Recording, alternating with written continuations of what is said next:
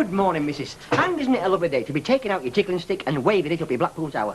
Look, I'll say this once, and I won't say it again. I'm not very happy with this arrangement. Oh, I'll pull my weight. I'm not one to play while Mog is away. Not me. Not what I am referring to. Oh, I know what you're referring to. I made a mistake. Okay, now I've admitted it. Am I never to be forgiven? Bet has. That was her decision. I've got a right to my own opinion, you know. That was no mistake that you made. It was a flaming criminal act, like my late husband would have said thieving, in fact. But then, of course, what do you know? It was only a copper. Betty, I know how you feel. I've got no right to expect it to be easy, but I've said I'm sorry. Nothing like it's going to happen again. So give us a chance, eh? Else this flipping week's going to be blue murder, you and me standing here not exchanging time of day. Ask me what I'd sooner be doing today. Scrubbing down the lavvies or sitting on Central Pier getting my knees brown. Go on, ask me. Hey, I'll bet they've already found 3 likely candidates to rub on suntan oil. What, even Mavis? Well, no. With her, it'd be more likely to be embrocation. I think it's very cheap, all these cracks about picking up fellas. Sure Rita didn't go for that sort of thing. They all went for that sort of thing. It's holiday, isn't it?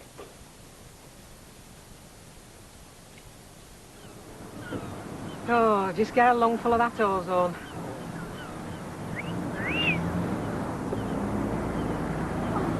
I wish you wouldn't do that. It's embarrassing.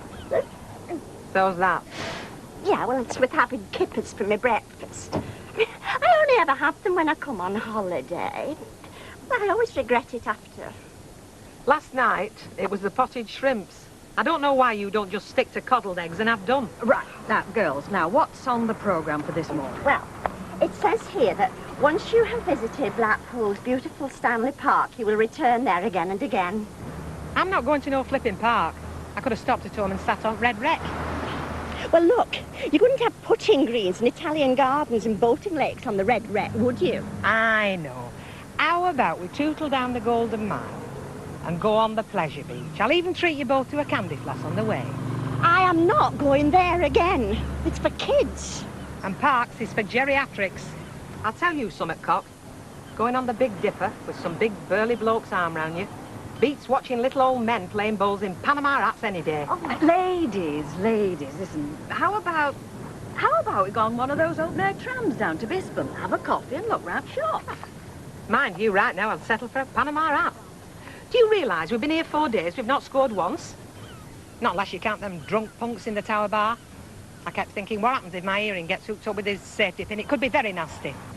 Look, personally, I'm quite happy as I am. I like to be free to make my own decisions. Well, I don't. I do now but make my own decisions these days. Be nice to be taken care of for a bit, Harry.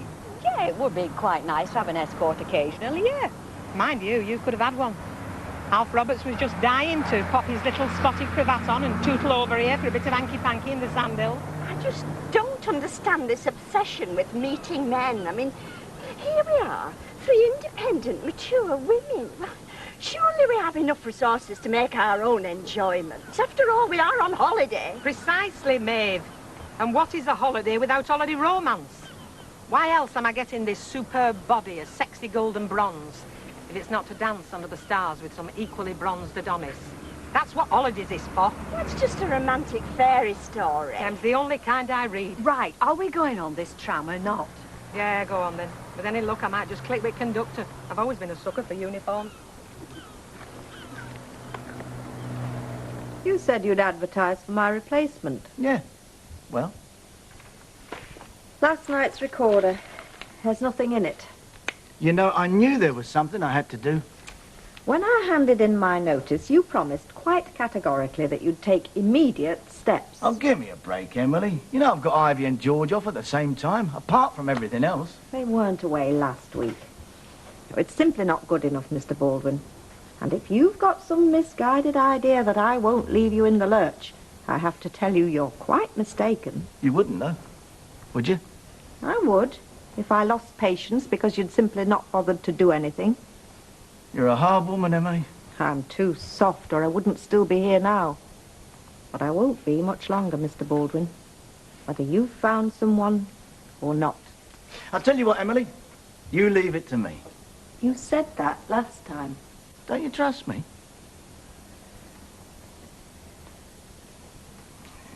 I don't know what I'm bothering for. She poo-poos every suggestion I make. You two has stopped squabbling. I'm supposed to be here relaxing, not acting as a flaming referee. Well, it's her. I mean, she's not interested in anything. All she ever wants to do is go out pulling fellas. Keep your voice down. She's only in next room. Well, it's not that I'd be averse to meeting somebody compatible. I wouldn't, but it's not the be-all and end-all. Are you fit? By the left, I'm ready for my dinner. This sea air doesn't half give you an appetite. Luncheon. You are? I'm just saying that's what it says on the hotel menu. Well, not that it's of any importance. You're right, Cock, it's not. So, what are we doing this afternoon?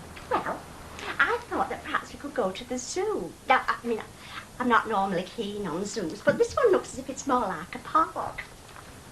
Look, Rita, look at the flamingos. Do you know they stand on one leg all the time? I wonder how they don't fall over. Very nice. Look, put that stuff away, will you? And then, no, tomorrow I thought we could perhaps go on an excursion. Now, it's a pity there isn't one to Grange. Could have shown you the house where I was born, but there's the Lake District, the Trop of Bowland, or the Yorkshire Dales. Forget it.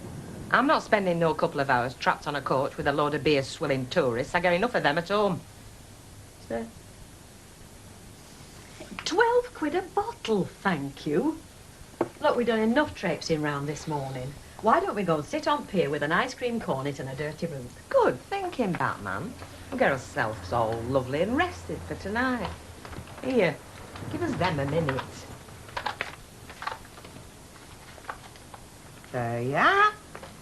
There's over 20 discos in Blackpool. Surely to gumdrops we can find some action in one of them. There is no way that I'm going to one of those places. I mean, well, it's full of noise and flashing lights and young people in rude T-shirts. Then you go and watch your flamingo hop about on one leg, Flower. And me and Reet will go and have a thrunge about on two. Eh, Reet? Let's see how we feel later. Come on. Oh, have you got the key? Yes, Oh. I've got the key. Hey, I know. We might feel like a show later on. There's some good ones Oh, I on. wouldn't mind that. Me neither. Then we'll go to a disco. I don't think it's that simple, Percy. Oh, Matt, any news from Breezy Blackpool? Well, we had a quick phone call last night. It sounded as if they're having a good time. She just phoned through to see if we had any problems. And have you? No, none at all. And we will. Oh, absolutely not. Great team, me and Betty. Right, Betty? Well, I do my best. But I mean, she'd try the patience of a saint. How you get on with her day after day in that shop, I do not know. Well, it's not like being with somebody 24 hours a day. Do you reckon you don't know somebody till you've been away on holiday with them? You get on her pip as well, you know. Was it this bad when we went to Mallorca? No, not as bad. But there were a gang of us, and Emily were there, so they could go off looking at churches together. Yeah, I suppose 3 is a funny number. Do you ever think about Tony Conley? What brought that up? Well, he was the last bloke I really fancied. I know she reckons I'm obsessed. But it's times like this, when you're not under pressure, that you've got time to think about what you're really missing. And I'm not talking about sex. Although I have begun to feel a startling resemblance to a nun these last 12 months. You want somebody you can have a laugh with. Somebody you can feel comfy with. Somebody you can nick half his chips and know he still loves you. Somebody to cuddle up with. Still, you don't come on holiday expecting to find the real thing, do you? I'd settle for a wild flirtation while I were waiting for that to come along. Anything to drink, ladies? No, thanks. I'll stick with the coffee. We're going out later, aren't we? Yeah. Shame to stop indoors on a day like today. Not for me either, Tar Frank. I'm saving myself up for tonight. Yeah, made quite a change after being so quiet. What? Well, this place will be jumping. I thought that's what you meant. Oh, what's happening? Oh, if it's out like last time you told us we were in for a lively night, you can forget it. 3 coachloads of OAPs bopping away to Victor Sylvester. Yeah, well, it's a bit different to that. We've got a toy fair breaking out. They're all checking in this afternoon. By tonight, you won't get near that bar for blokes. All showing each other the latest lines in fluffy bunnies and clockwork mice. There'll be a lot of them then, will there? Oh, I say. We'll all be knee-deep in little furry pink things. I'm not talking about little cuddly bunnies. I'm talking about big cuddly fellas. I think there might be quite a few of them as well. She's right, you know. You do show focus. We don't mind. I do. Don't be so poor-faced, Rita. Things are definitely booking up. Just think by tonight, I could have my very own life-size action man.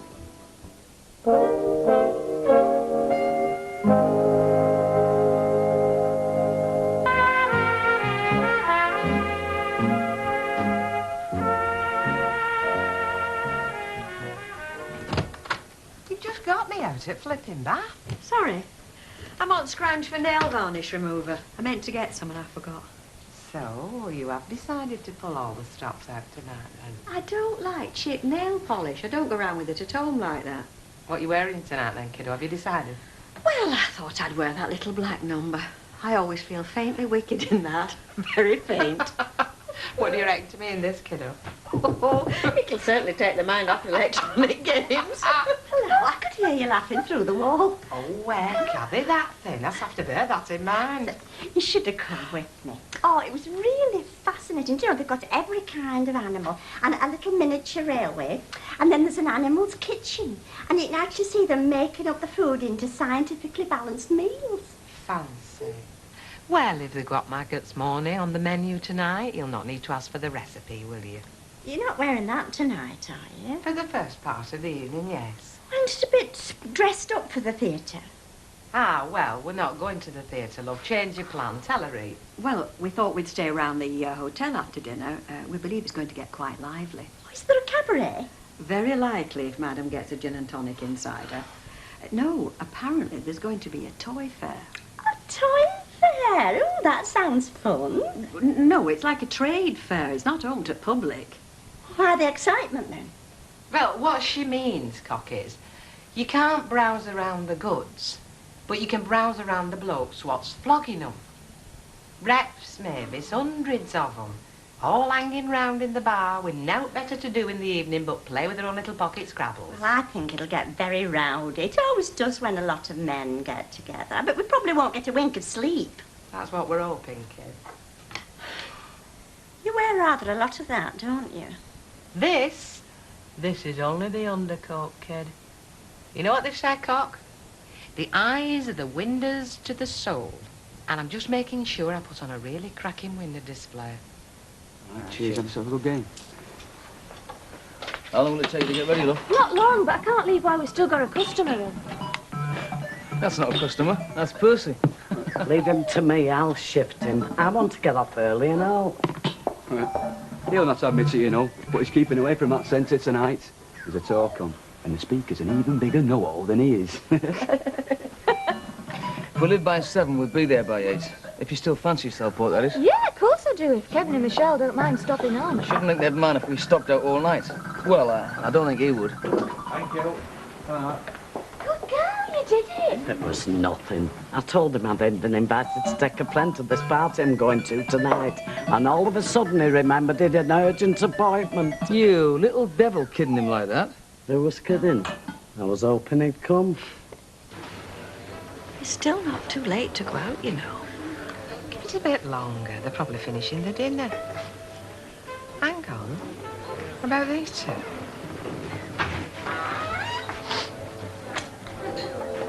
The other one's only a kid.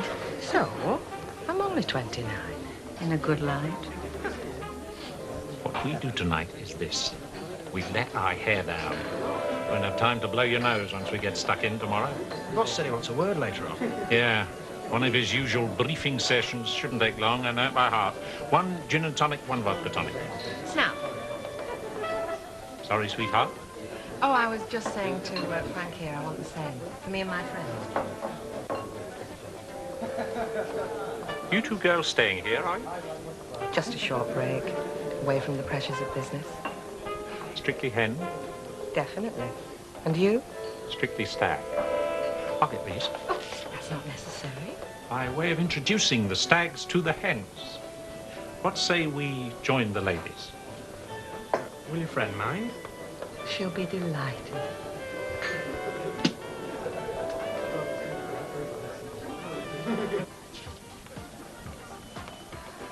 Excuse me, are these taken? No, no. I'm waiting for a couple of colleagues.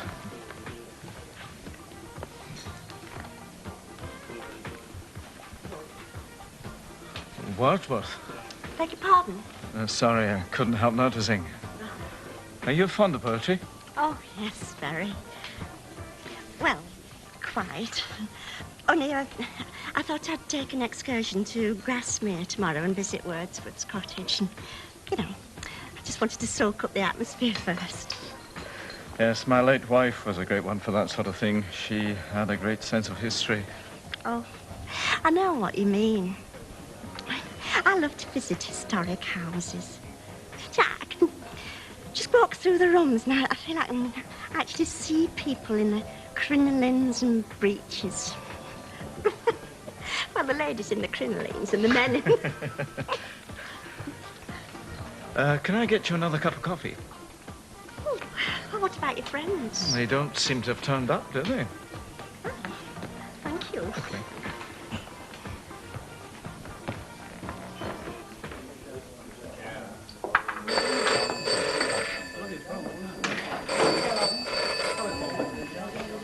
Rover's return, hello? No, sorry, she's away. Yeah, back next week. Okay, turn up. Is everything all right between you two? Yeah, fine, why? Oh, only that I've had the impression of a bit of an atmosphere all day. Oh, I'm very perceptuative about things like that. Well, Bet's away, that's all. Bit of a power struggle going on. You know how it is. Yeah. They are, look. Thank you, my precious darling. Hey, funny goings on at your firm, isn't it? Well, one minute they're having leaving collections, the next minute they're stopping on. Alveda reckons it's all a bit of a con. Oh, who's leaving? No one's leaving. It's just a big mix-up, that's all. Trust your wife to stir the pot. No one. She reckons it was Emily Bishop. Emily going? Oh, I must say you do surprise me. Thought she was very happy there. Worth her weight in gold to you. She is. If you've got any sense, you'll ask her to stop on. Oh, really? Now, why didn't I think of that? You sure you don't mind us muscling in? Be a bit pushy, my friend. Well, to tell you the truth, I'm glad of the diversion. You see, there are three of us, and I'm getting a bit frazzled playing figure in the middle. Here we are, children.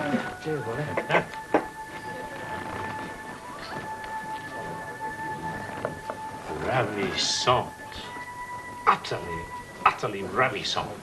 Get off, you daft beggar, Ollie. Powder me flipping nose. Well, I must say, I hardly expected to make the acquaintance of two lady tycoons, tycoonesses. Hardly. Both run your own businesses, can't be bad. Rita's got a toy shop. Want to get her stocking some of our lines. Well, it's a newsagent's, really, but we do sell a few toys. Have you had it long? Since I was married. Old man in it with you? I'm a widow. And I'm a bachelor girl. How about you? Bachelor boy. What else? Same as Glenn here. Another bright lad knows which side his crumpet's buttered. Tell you what, next time you're at a party and conversation flags, bring out this little chap.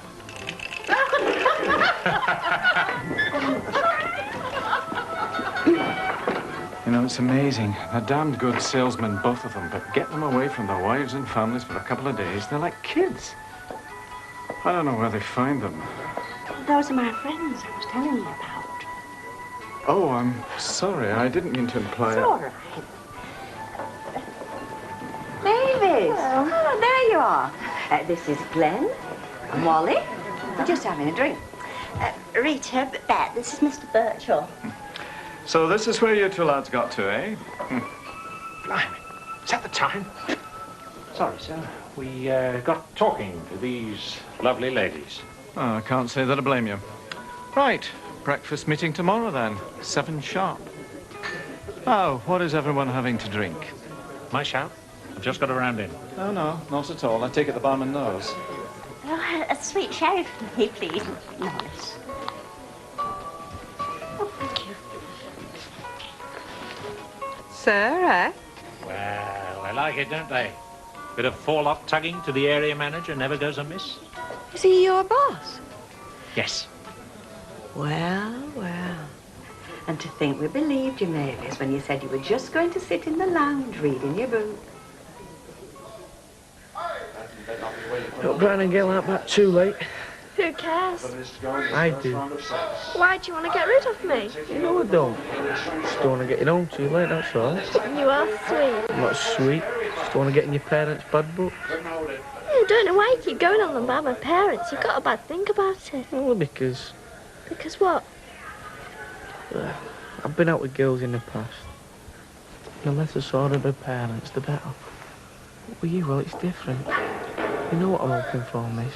Kevin, don't. Let's be together. Always. Listen, I don't want this conversation. I mean, it's going to be a drag. Let's just enjoy things. I love you.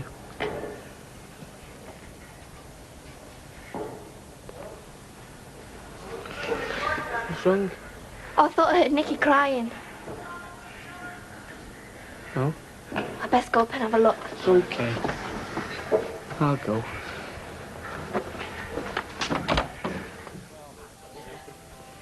Time I was going. Early start tomorrow. Good night, Mavis. Delighted to have met you. Good night, ladies. And don't forget, 7 sharp.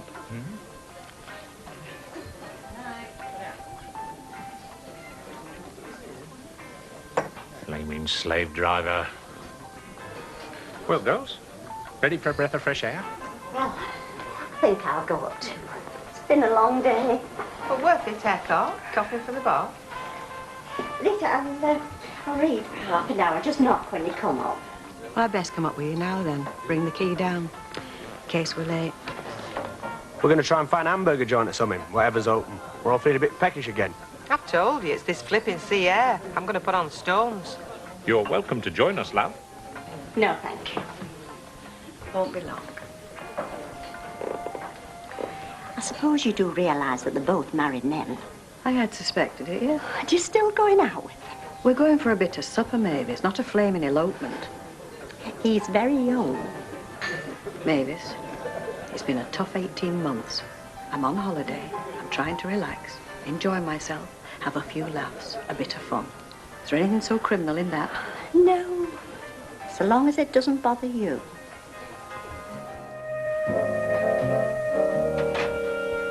I went on a cruise once. One of the ship's cleaners. Well, it made no odds. Breathed the same air as the passengers, looked at the same sea. There was just me and another cleaning lady from Aberystwyth sharing a cabin. And do you know what? All our food come from the same kitchens as them what had coughed up thousands of quid. And I got paid. Sounds like a good mark, that, Hilda. Ooh, was a good mark, I can tell you. Mind you, we didn't get waited on hand and foot, and quite rightly and all. Oh, but that's the kind of holiday I'd like. Not a bargain breaking Blackpool. I wouldn't say no to one. No, me neither. Tell you what, Bet'll be enjoying herself. Why hasn't she sent us a postcard then? 'Cause she daren't. No, there's a limit to what you can put on a postcard. And if I know Bet, she'll have overstepped it by 1,000 miles. Oh, shut up, Mavis. All right, on your heads be it. I'm certainly not going to spoil my holiday by worrying about your morals. If you want to get involved with married men with all the heartache that entails... Straight out to Mills and Boone, there. With all the heartache that entails, then go ahead. I'm here to enjoy myself. What do you think we're here for?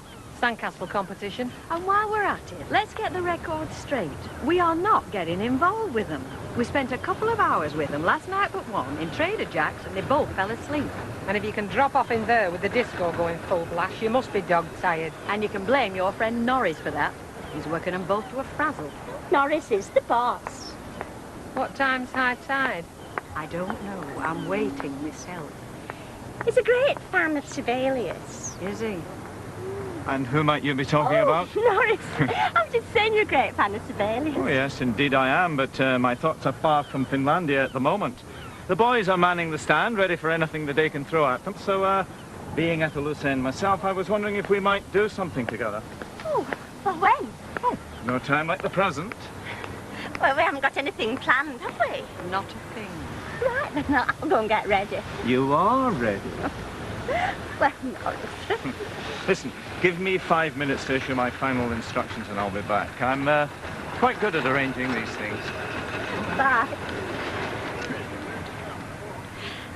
I think the tide comes in about 12:30. You going to stay here and watch it?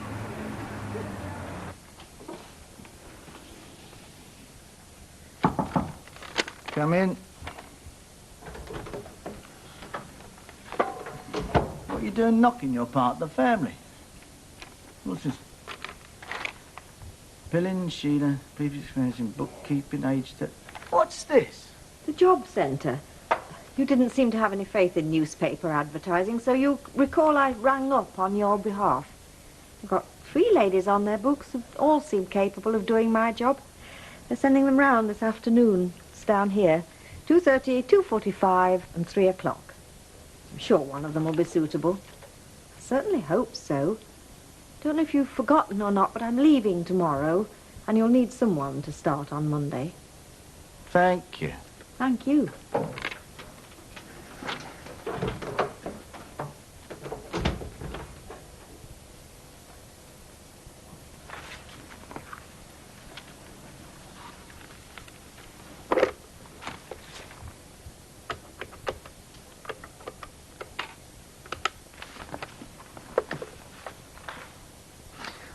Oh, hello. Is that the job centre? Yeah, my name's Baldwin from Baldwin Casuals, Coronation Street. We're looking for a new bookkeeper. My assistant phoned this morning to arrange some interviews and... Sorry? Yeah, that's right, Bishop, yeah. Yeah, well, yeah, the point is it's a bit inconvenient this afternoon. Is there any way of putting the ladies off coming? Oh, there is there? Oh, good. Yeah, that's great, thanks, yeah. Pardon? No.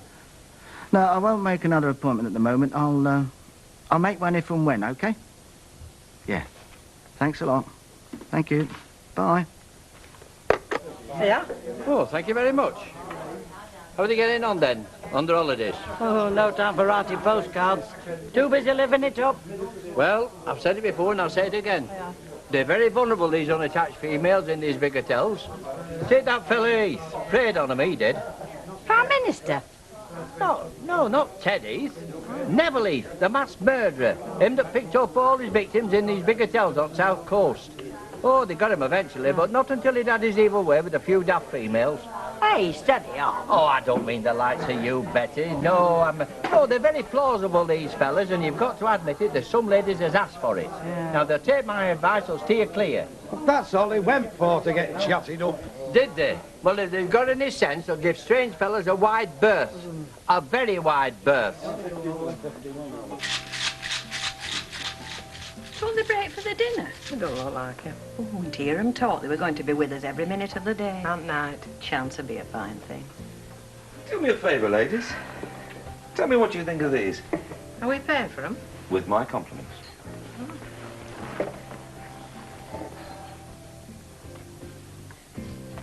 Well, like that. Huh? Yeah, me too. What's in it?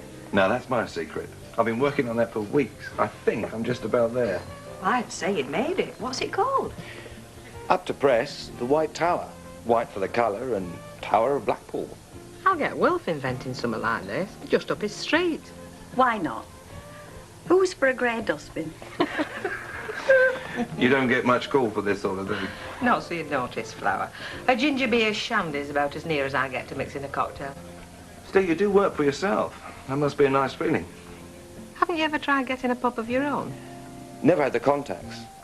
I meet most of the reps, but that's about it. No one that really matters. Well, I could put a word in for you with our brewery if you ever felt like trying. It's a very nice offer. Thank you. Have you got a pen? Yeah. Please.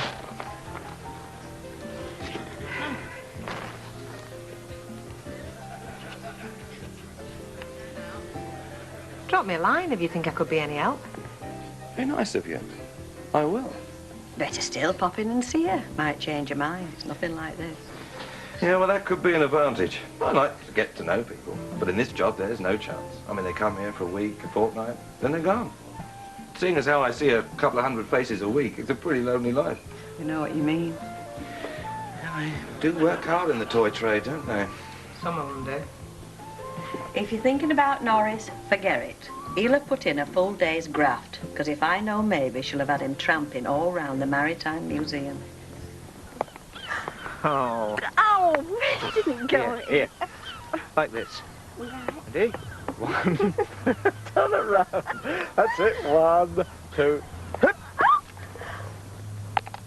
Ah. God. Oh, you're good at everything, aren't you? Well, I like to think so. I suppose we ought to be getting back. Yeah, I suppose so.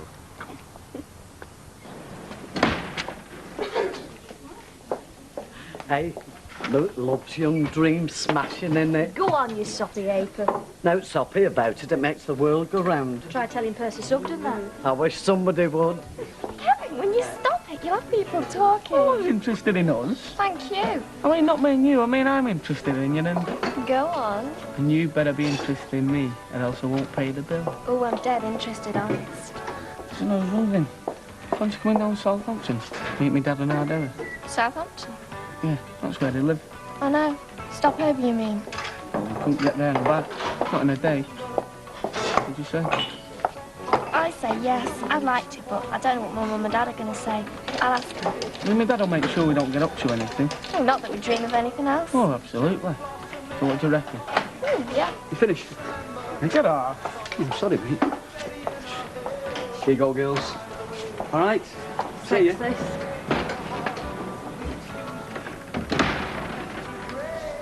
Did you hear what that girl's just called me? That one I've just opened the door for?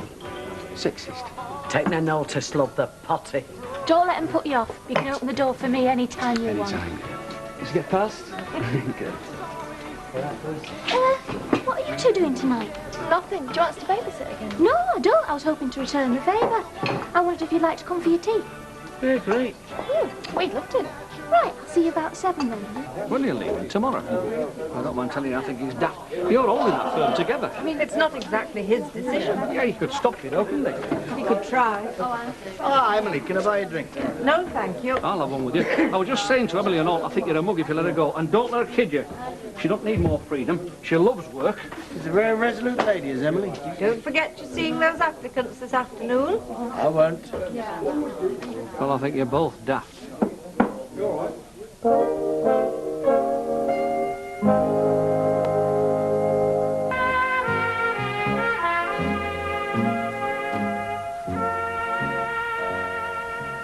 Are you asleep? No. Oh, it's only 3 o'clock. I'm bored already. Yeah, me and all. Nice of Mavis to phone and say they weren't coming back for their lunch, weren't it?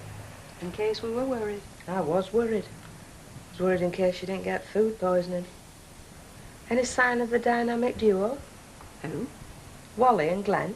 Dynamic? Well, I reckon they could be, given the chance. Give them the chance is right. I just poked my head in that ballroom. They were surrounded, as usual.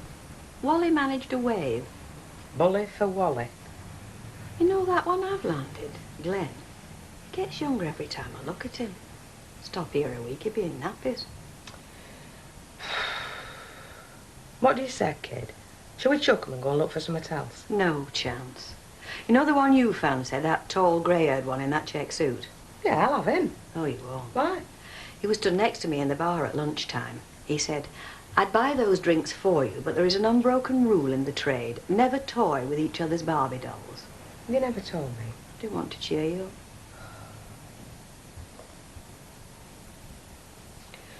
Shall we go for a tram ride? If you like. I'll tell you what.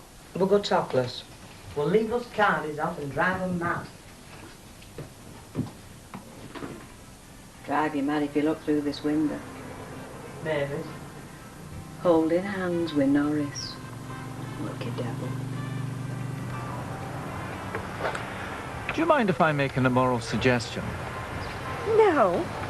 Well, I have a hospitality suite on the first floor. It's never used at this time of the day, and it's free from prying eyes.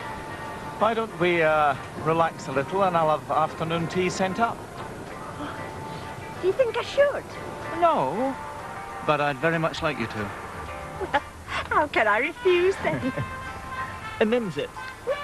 Monsieur.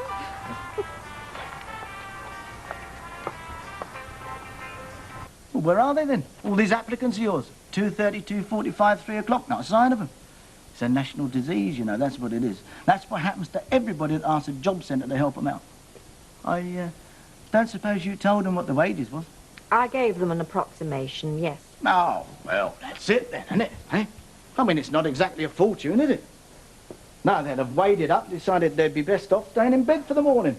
That's it. I bet that's it. I bet that's what's happened. Yes, I suppose it could be. On the other hand, it could be because you phoned up the job centre and cancelled the appointments.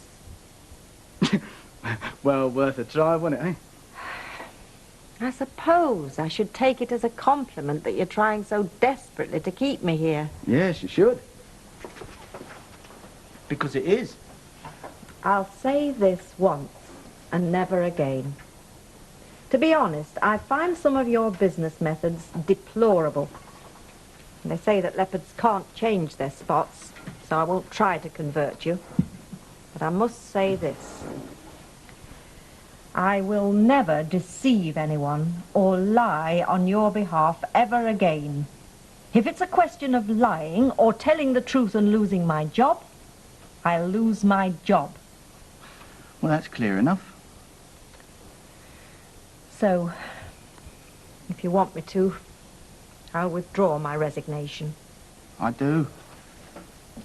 Right. I'll tell the girls. Oh, the girls will be tickled pink. Only because they'll get their wages on time.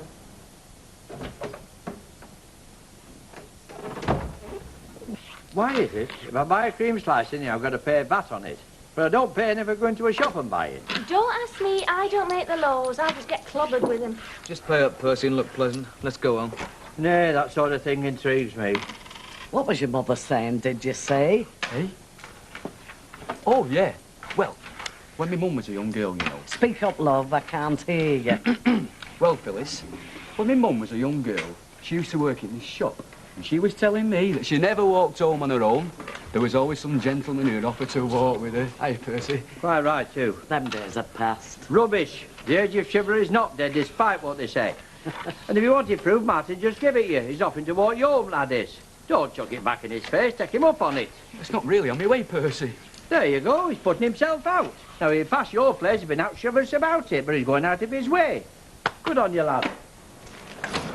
Give up, Phyllis. Not while there's a drop of red blood in my veins. I don't expect you to walk me home, look. I was hoping you'd say that, but just to show I can be chivalrous, here is your bag. Thank you, kind To sir. you, madam. See you, girl. See ya. Steady on. You've had more than enough for the time being. What do you have to get it into? The gin and tonic book of records? You'd want to if you'd had the day I'd had. There was this kid, right pain he was, picks up the most complicated toy on the stand and wants me to explain the microchip circuit. And couldn't you? I don't design the damn things, I sell them. So he brought his father. He was another pain. Look,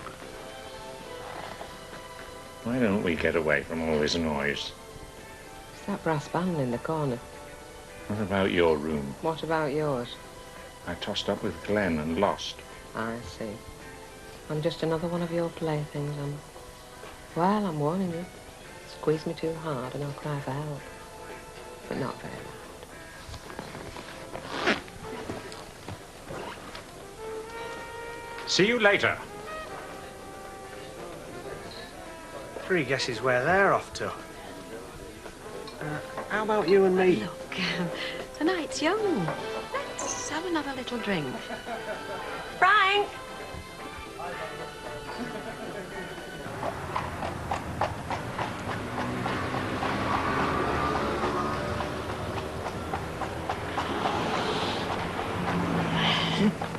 Oh, Norris. It's in my interest to keep you warm. Norris.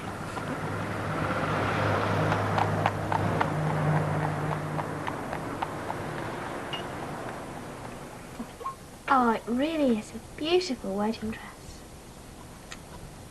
Oh, you still got it? Do you want to borrow it? Hey, steady on. I know what Michelle means. Seems a shame to go to all that fuss and then just wear it the once. Yeah, I've still got it as a matter of fact. Though heaven knows if I'll ever wear it again. Push him off a cliff. Find yourself another fella. Don't think I haven't thought of it. But, thinking of go to Southampton. See me dad and our baby. Oh, that'd be nice. Oh, well, it's not decided yet. I mean, I've got to ask my mum and dad. Well, if I was your dad, I wouldn't let you walk down the street with him. He's wicked. Which is just the way I like 'em. Mind you, I don't know what your wife would have to say.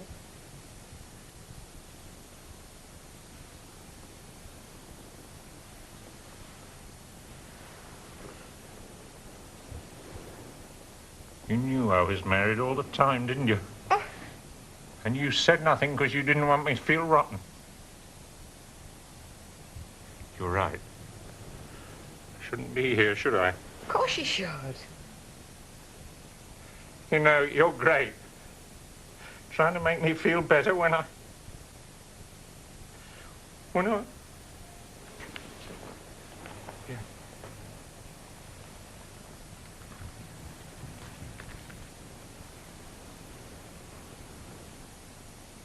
That's Janice.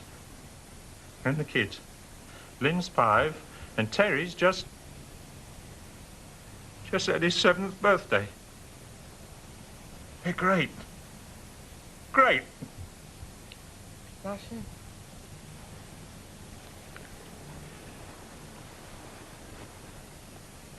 Thank you.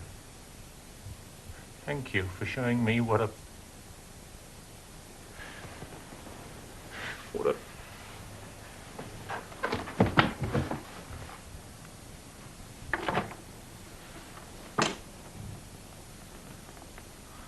I'll never forget you. Which is more than I can say for you, pal. But I've told you, I like older women. Thanks, love. Makes me feel a lot better. Great, that's all I want to do. Now, come on. Down, Rover. Luke, that's the little blonde you were talking to at reception. She's just gone by. She looks as if she's on her way to disco. On her own. So what? She looked as if she wanted to have a word with you. Did she? Go on. Might be important. Don't go away. I'll be right back.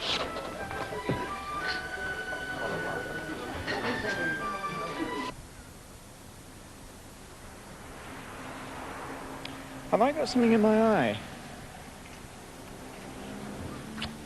Norris Birchall, you're a very naughty man.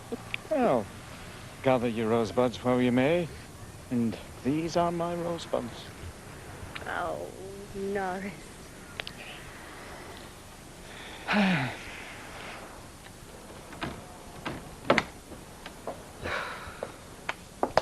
It's no use kidding myself. I don't like stopping in this place on my own. Never mind, Betty. Your last night tonight. Back to normal tomorrow. If you can call it normal. Can't win, can I? If I know Bet, we'll never hear the last of this flaming holiday.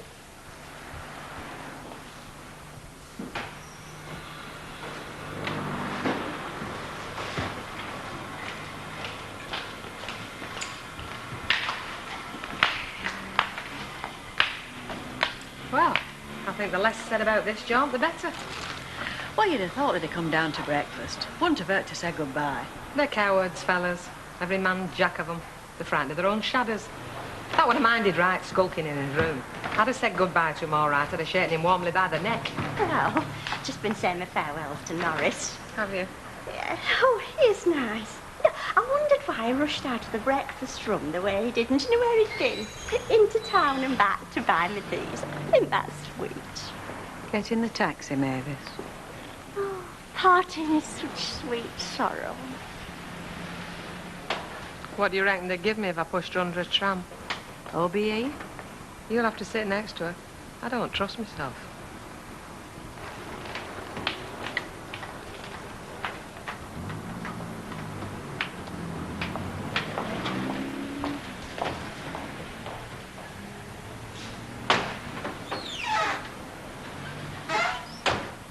Bye-bye, Happiness Hotel.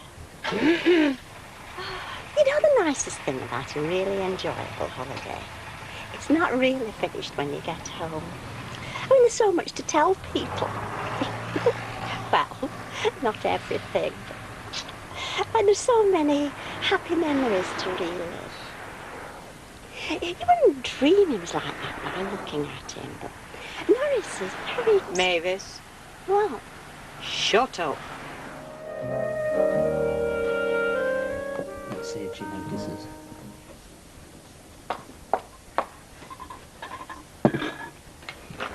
Hey, come on, Miss Slowcoach. What are you waiting for? What's that next to your plate? It's Miss Boone. Other side. Oh, blimey. You mean I get presents on my birthday as well as cards? Yeah, Oh, well, I think I'll open this big one first. that's mine. Yeah, I can't afford big presents. Oh, thank you, love. Just when I wanted. Thank you. Open Dad's. Oh, I don't know. I might go and have a bath so I can use this straight away. I mean, there can't be much in a little parcel like that, can there? I'll open No, let her open it herself. She can't be bothered. I'll have it back. Go on then, might as well have a look, eh? Well, what, Vera? How did you go on at Alaman? Oh, smashing, love. Do you know, we had a right nice time, you know. Nice hotel, good weather. Yeah, we couldn't ask for no better. Great. How about Georgie Porgy pudding and pie? How did you go on with him? Do you know, he was as nice as pie, Vera. He treated me just like a little bit of best china. Oh. And did it all happen? Well, it were happening all the time, love. I mean, we went sightseeing, we went walking. We even had a car for a couple of days. Never mind days. What about nights? My experience of fellas on holiday, well, once they've been sat on sands and boozing, there's only one thing they can think about, isn't there? Oh, really? What's that? I think you'll know what that is. Because I think something did happen. It did, didn't it? Did it? I can read you like a book, Harvey Tilsley. Look, you both might be Catholics on a Sunday, but you're human beings rest at week, especially on holiday. Well, human beings, all right, there. You don't have to worry about that. Has he proposed? I bet he has. He has, hasn't he? Vera? He must have done. No, he hasn't. He hasn't? No, why should he? Vera, we went on holiday because we enjoyed each other's company. There's no reason why we have to come back wed, is there? So what happened in end? You know, when you were coming home after all these torrid nights of passion? I didn't mention no nights of passion, Vera. Well, you didn't have to do. I'm saying it for you. Look, you can't just have packed your bags and shook hands. Yeah, more or less, love. I mean, we're back to normal now, aren't we? Even to the fact that we're going to be late if we're not careful. Come on. But listen, hey, so what happens when you see him this morning? Well, it'll be, hello, Ivy, and hello, George, and we'll shake hands and then we'll get on with his work, won't we? Oh.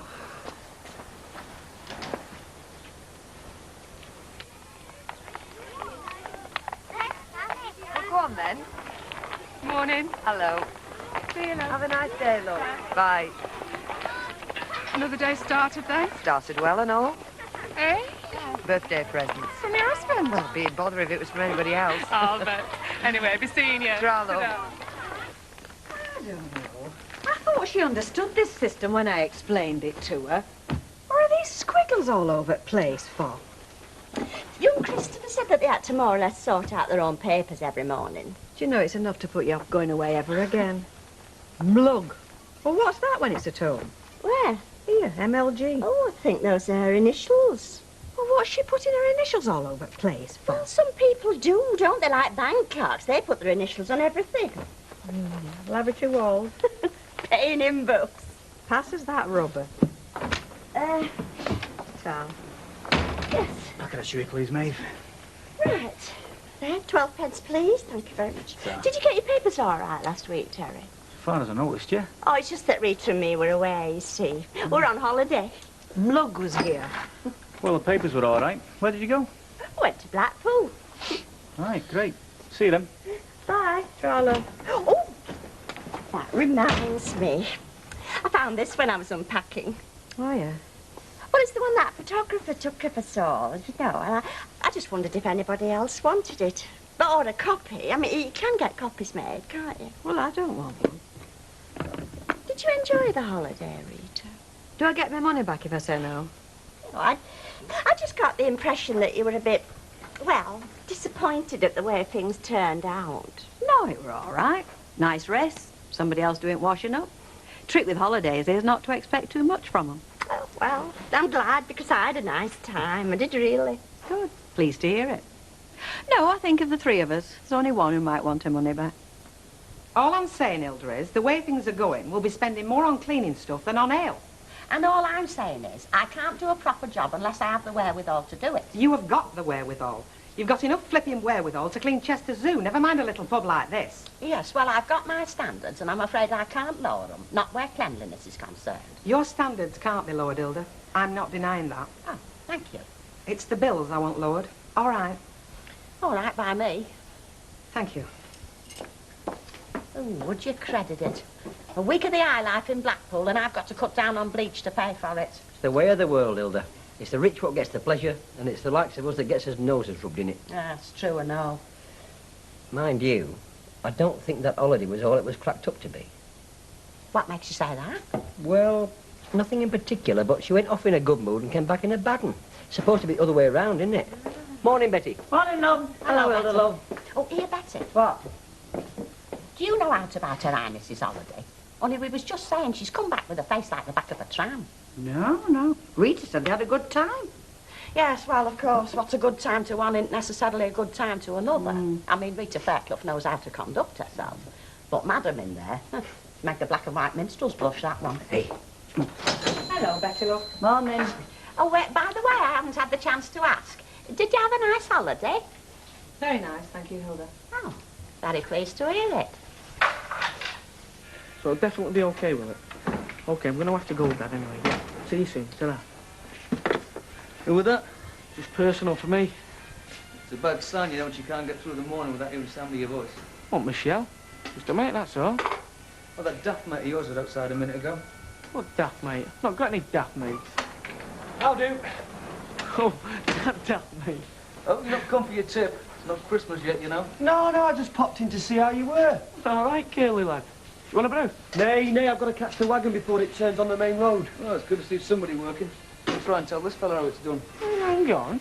I'm a skilled man, I am. You don't expect me to work like him, do you? Be a nice surprise. Right, I'm off then. See ya. You ought to be in what's my line. You never guess what he did for a living. He's got muscles like a sparrow. It's well paid for it, though. It's twice what I do some weeks. Oh, does he now? At least you don't get potato peelers down your lugos. I've been wondering, Brian, if I stop here, like I am, where am I going to end up? Where? Well, am I going to be a partner or what? Getting a bit ambitious, aren't you? No. Well, yeah, I think I am. Not wrong in that, is there? Well, not if you got the brass now. How much? You are keen, aren't you? I think of my future, then I. You can't see why. I just said you're doing all right as you were. Oh, but just say. All right, you need a few grand. How many? More than you can afford. Unless your pal Curly's going to lend it you. In all the years I've been driving, I've never known roads be in the state they are today. You mean with potholes and such like? I was over in Tomlin this morning.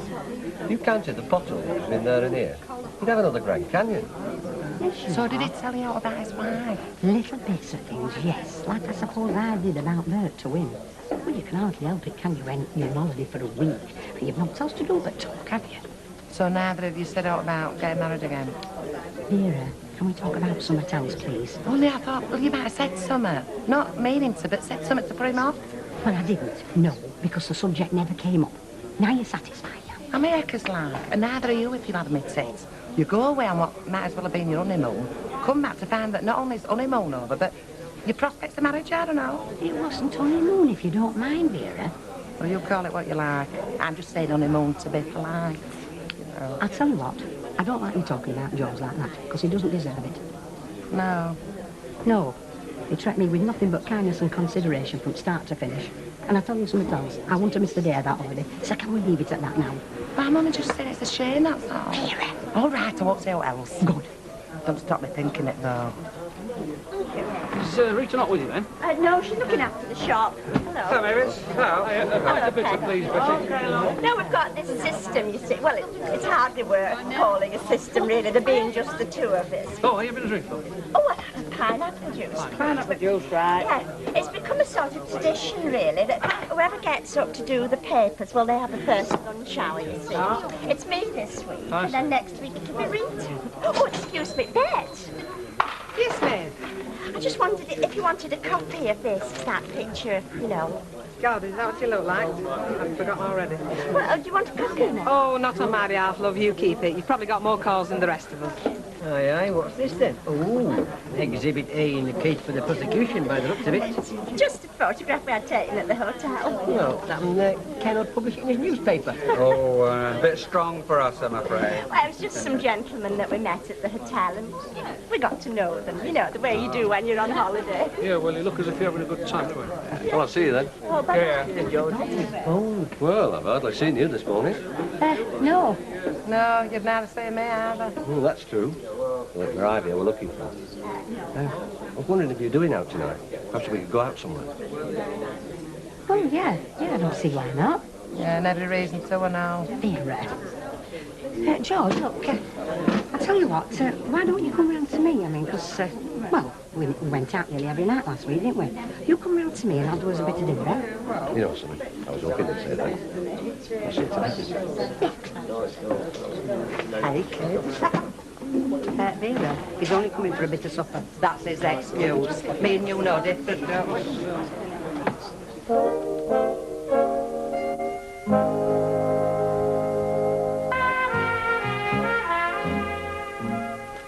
Well, I suppose I might as well keep it, seeing as nobody else seems to want it. Pity we haven't got the address of them fellas. We could send them a copy. I'm sure their wives would appreciate it even if they didn't. Oh, you must have a strange sense of humour to find anything funny in that. Perverse. Do you think that's the word for it? I do. I mean, at least Norris wasn't married. I have nothing to be ashamed of. Oh, it's a good job you came in when you did, Hilda. I was just about to post these envelopes down Mavis's neck. Oh, don't let me interrupt out. What can I get you, Mrs. Ogden? A quarter mint imperials, please. Right. Mavis, what? Just turn that photo around so Hilda doesn't get a crick in her neck. Oh, is this of you on your holidays? Oh, caught you very well, hasn't it? I'm the gentleman. You all look very pally. 24 pence. Thank you. You didn't go short of escorts, then? We went short of now, Hilda. Mind you, they do tend to be the younger end at Blackpool, don't they? Happen another time you might find St Anne's more your age group. Ta-ra. And ta-ra to you, too. I know you weren't being serious, but it might surprise you to know that I could do what you said if I wanted. What, swallow these envelopes? No. I could send this picture to Norris. We did exchange addresses, as a matter of fact. Did you? Well, you can send it to whomever you like, as far as I'm concerned, as long as you get it off this counter before we have coach loads driving up to golf at it. Are you sure you don't mind? Sure, I'm sure. Tracy will jump at the idea. Oh, that's great. Only there's something I've got to do, and it'll be that much easier if I haven't got Sam tagging along. Hello, love. Had a good day? Now, listen. You're going to Tracy's house for your tea, all right? I'll pick you up afterwards. You want Sam to come home with us? Yeah, great. Right, that's settled then. You sure your husband won't mind? Ken? He probably won't even notice. Oh, that's great. By 6:30, okay? Yeah? See you later. Come on then, you two. Bye-bye, love. Switch on.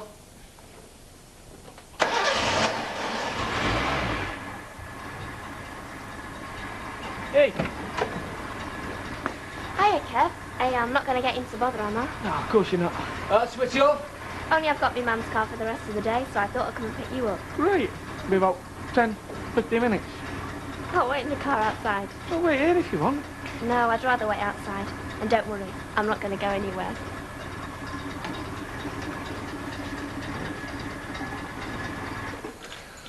Sorry, it was... Michelle. Yeah. You planning on getting wed then? Hey? Well, all that chat this morning about wanting a partnership. Oh. I've just realised what it's all about. No, definite, no. Oh, good. So I'll tell you one thing, mate. You're asking what it'd cost for a partnership in this business. Well, just try it up what a partnership with young Michelle out there would run to. Hey? Switch on. There you are. Can we take him upstairs? Go on then. I hope you're not making a terrible mess up there. No. And Samantha's mummy will be here in a minute, you know. She'll have forgotten what time it is.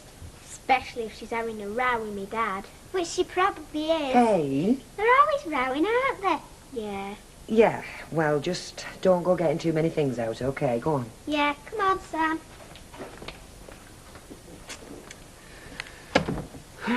Like that then, is it? Come to think of it, she did look a bit edgy. Kids, eh? They don't miss anything, do they? This woman, what's her name? Sheila Crompton. What time did she say she'd be here? Half an hour ago. Must be quite some around.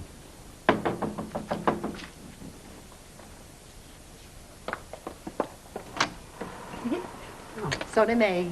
Oh, what can I do for you, Vera? Not here yet, then, eh?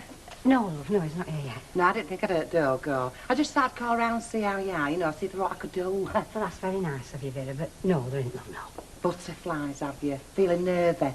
No, I haven't. I don't see as I should have. We sound it. Well, whose fault's that, then? We're all right till a minute since. A drop of brandy, that'd settle you. I don't want a drop of brandy, Vera. I just want to be left alone, that's all. Oh, you do look nice, girl. What are you making him for his supper? Oh, that'll be him now. Hey, I'll tell you what, I'll slip out back way. Oh, no, you won't. What will he think if he sees you? You'll go out the front door and let him in on your way. Oh, all right. Oh. Don't worry, you haven't got wrong house. No, I was just paying a social call. Oh, don't let me drive you out. You what? You'd skin me, would I have, if I stayed, wouldn't you, kid? Anyway, don't do what I want to do, fair here. She's good-natured. Did I say she wasn't? Well, here we are. I brought you this. Oh, you didn't need, George. Oh, no, I didn't need, but I did. Hope it's all right, though. I'm not exactly a devant when it comes to picking wine. Well, I'll get us something to open it up with, shall I? You sit down and make yourself at home. Man, you shouldn't need telling that me now, should you? No, I shouldn't, should I?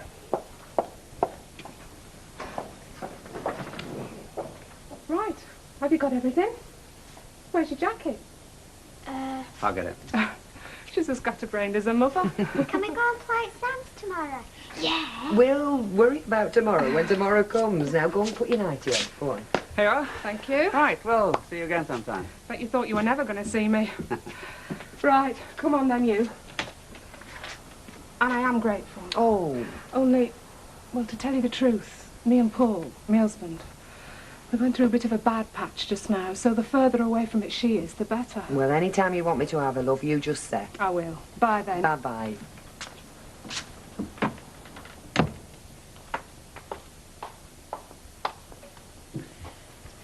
Did you hear that? About her and her husband? Yeah. It's a little girl I feel sorry for. I know. She's a nice little girl as well. Why are adults so stupid, eh? I don't care who you send it to, so long as you get it off this shop counter. She's one of nature's worriers, isn't she, Maeve? Mind you, she's got more to worry about than Mo. Ah, All right. yes, fine, thanks. How's life been treating you? Oh, not too bad enough. Pint of bitter, please. We had a nice holiday, Al. Oh, I think you were in here at dinner time, weren't you, Al? good. I popped tonight. When Mavis was waving a little picture about. Catch a glimpse of it, did you? Ah. I might have, right. Well, in that case, Alf, I owe you a confession. Oh, nay. Oh, yes. You see, these three fellas were three Hungarian piano tuners, and they were going to be deported if they couldn't prove they'd wives in England. They didn't speak a word of English. We had to communicate with them by sign language. Do you believe us, Alf? Oh, of course I do. You can't move in Blackpool for piano tuners this time of year. Ah, well, we fooled you, because they were toy manufacturers. Oh, toy manufacturers. Hey, she's not joking now, is your pine? Even another of those with me. Only if you promise to forget Mavis's photograph. Listen, I was just delighted you all seem to be enjoying yourselves. Would you like a drink? That's it. Oh, pity the cameras weren't there to witness that one. All right, so you want one for once. What are you drinking? Pint, please. It's those new aerodynamic flights. 2 pints of bitter, please, Wolf. Yeah. Seen who's got in there? Oh, Kevin, his bird. Shall we join him? No, because he won't want us to join him, will he? I don't want us to. Is he going to be the first one to go then, your mate Kevin? Go where? Down the aisle, or up the registry.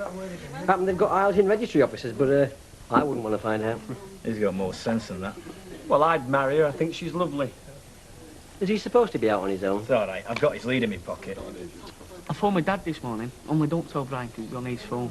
And he said he could put us up, no problem. And did you say when we'd be going? Oh, not definite, no. Said the weekend after next was possible.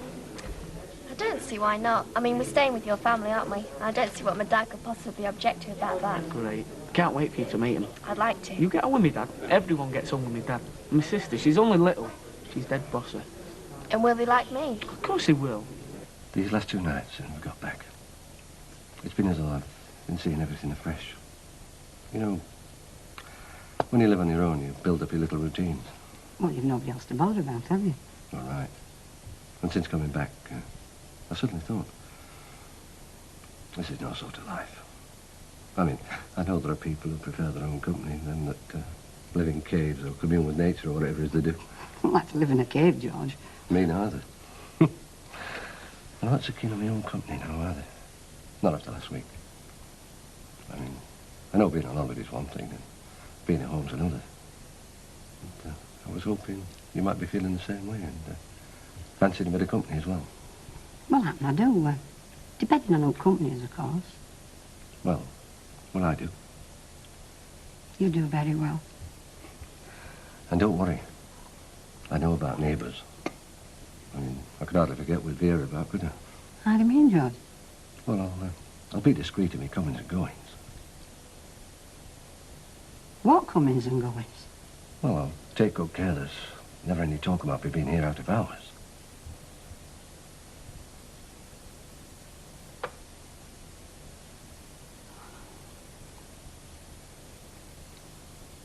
Well, don't worry, George. There won't be any talk because there'll be nothing for anybody to talk about. I think you better go now, as a matter of fact. Eh? Well, what's up? Nothing, just... Look, I think you better go. I've upset you, haven't I? I've upset myself. And I'm feeling dog-tired all of a sudden. Ivy, Please, George. you want me out of here? Yes. Well, I'll go then. I don't know. I seem to have made a right mess of something.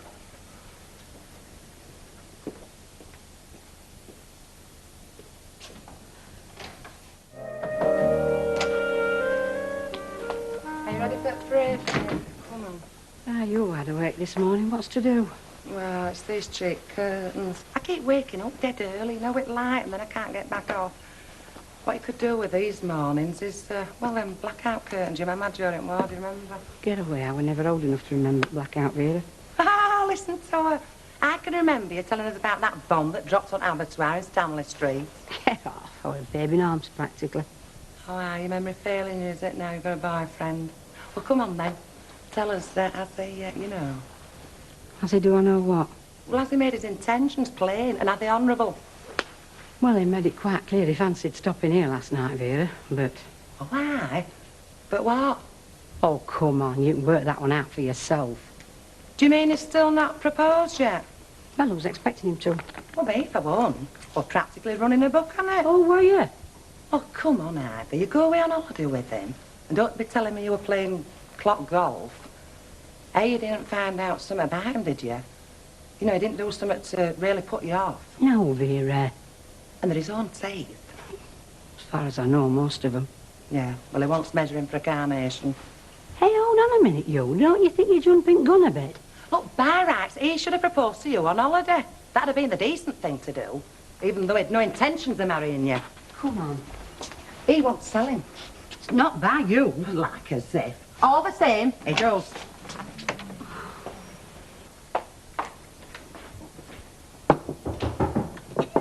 Not locked. No, I know it's not locked, but you like to give people plenty of advance warning, don't you? Well, I do. Hello, Mavis. Hello. I just hate it when people take you by surprise.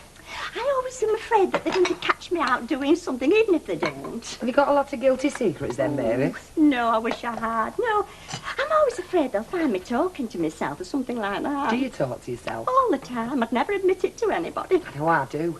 I usually think it's like a conversation that's going on in my head, you know, and then all of a sudden I realise I'm exclaiming things. Oh, I know, I do. I mean, I've even started doing it in the shop. I don't think anybody's noticed yet, but I'll suddenly burst out with something and people will say, pardon, and I have to pretend that I was saying something to them that they didn't quite catch. When they do start noticing, that's when they lock me up. Well, they'll have to come round and get me and all. It's nice to know you're not on your own. Yeah. Well, look, I brought Ken's paper round. So- Paperboy didn't turn up this morning. I know Ken always likes to have it in the morning. Can't imagine why. Never seems to get round to reading it till nearly midnight. Anyway, thanks, love. Oh, you're welcome. Oh, hello, Tracy. Hello. Are you off to school? You go to the proper school now, don't you? Can Sammy come home with us? Sammy came home with us yesterday, love. Who's Sammy? is that your boyfriend? No, Sammy is Samantha. They're inseparable, the two of them. They won't let anybody else in the Wendy house at all. Can she? Can she come? Sammy's got her own home to go to, love. No, she doesn't, because her mummy and daddy are getting a divorce instead. Oh. Yeah, well, we'll see. Can she? Go and get your nice bag. Isn't it amazing? The way they come out with things like divorce at that age. Oh, she's quite matter-of-fact about most things at her age. It's the number of facts that they're matter-of-fact about that worries me. I mean, they know everything, don't they? Much more than I ever did. Or do to this day.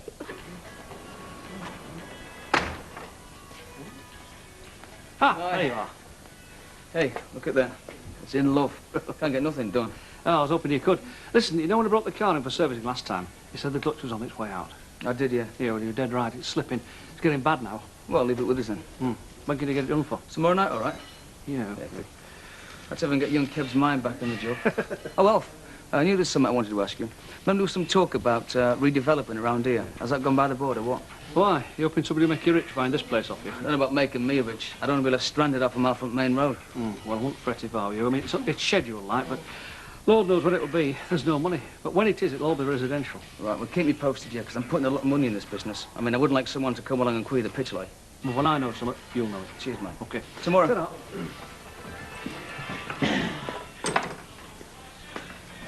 Kevin, will you keep your coat in your own time, mate, not mine? Sorry, Bri. She just rang up. I know, that's what I'm talking about. Just tell her, will you? I mean, just tell her your boss, you know, likes you to pick a spanner up occasionally to stop the dust from settling. I'll make it up to you. They always do, don't they? If it take a few minutes. Come on. You used to, Kev, till you got all smitten. I mean, now it's half the day looking gormless. And then you're asking you go home, honey, because you're going out and you want a bath. I mean, look, the only advantage I get from your love life is that you do take baths regular, which is an improvement.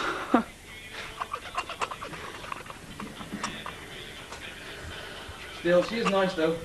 Yeah. All right, ain't she? How did you manage to pull it? It's a mystery to me. Oh, sir. A mystery to me as well. She's coming out to Southampton with me, you know. Meet my dad and our kid. Well, you changed to meet the family? Yeah. What about her mum and dad? Are they okay about it? Yeah. Said she can come with us. Mind you, got to go down there, be inspected first. Well, they've not met you yet? Yeah, I'm going to say hi to. Not to have a talk. I'll put the moppers on it when they do. They'll lock her up. Does this mean you'll be shopping around for diamond rings or what? Yeah, that's a good idea. Never thought about that. Glad you mentioned it. You want to give yourself more time, Kev? No, I don't. I mean, you just started, haven't you? Your age, you want to play the field a bit? No, I don't. Yes, you do. I don't. If I did, I would, wouldn't I? I don't know. It's funny how you get people telling you what you want all the time.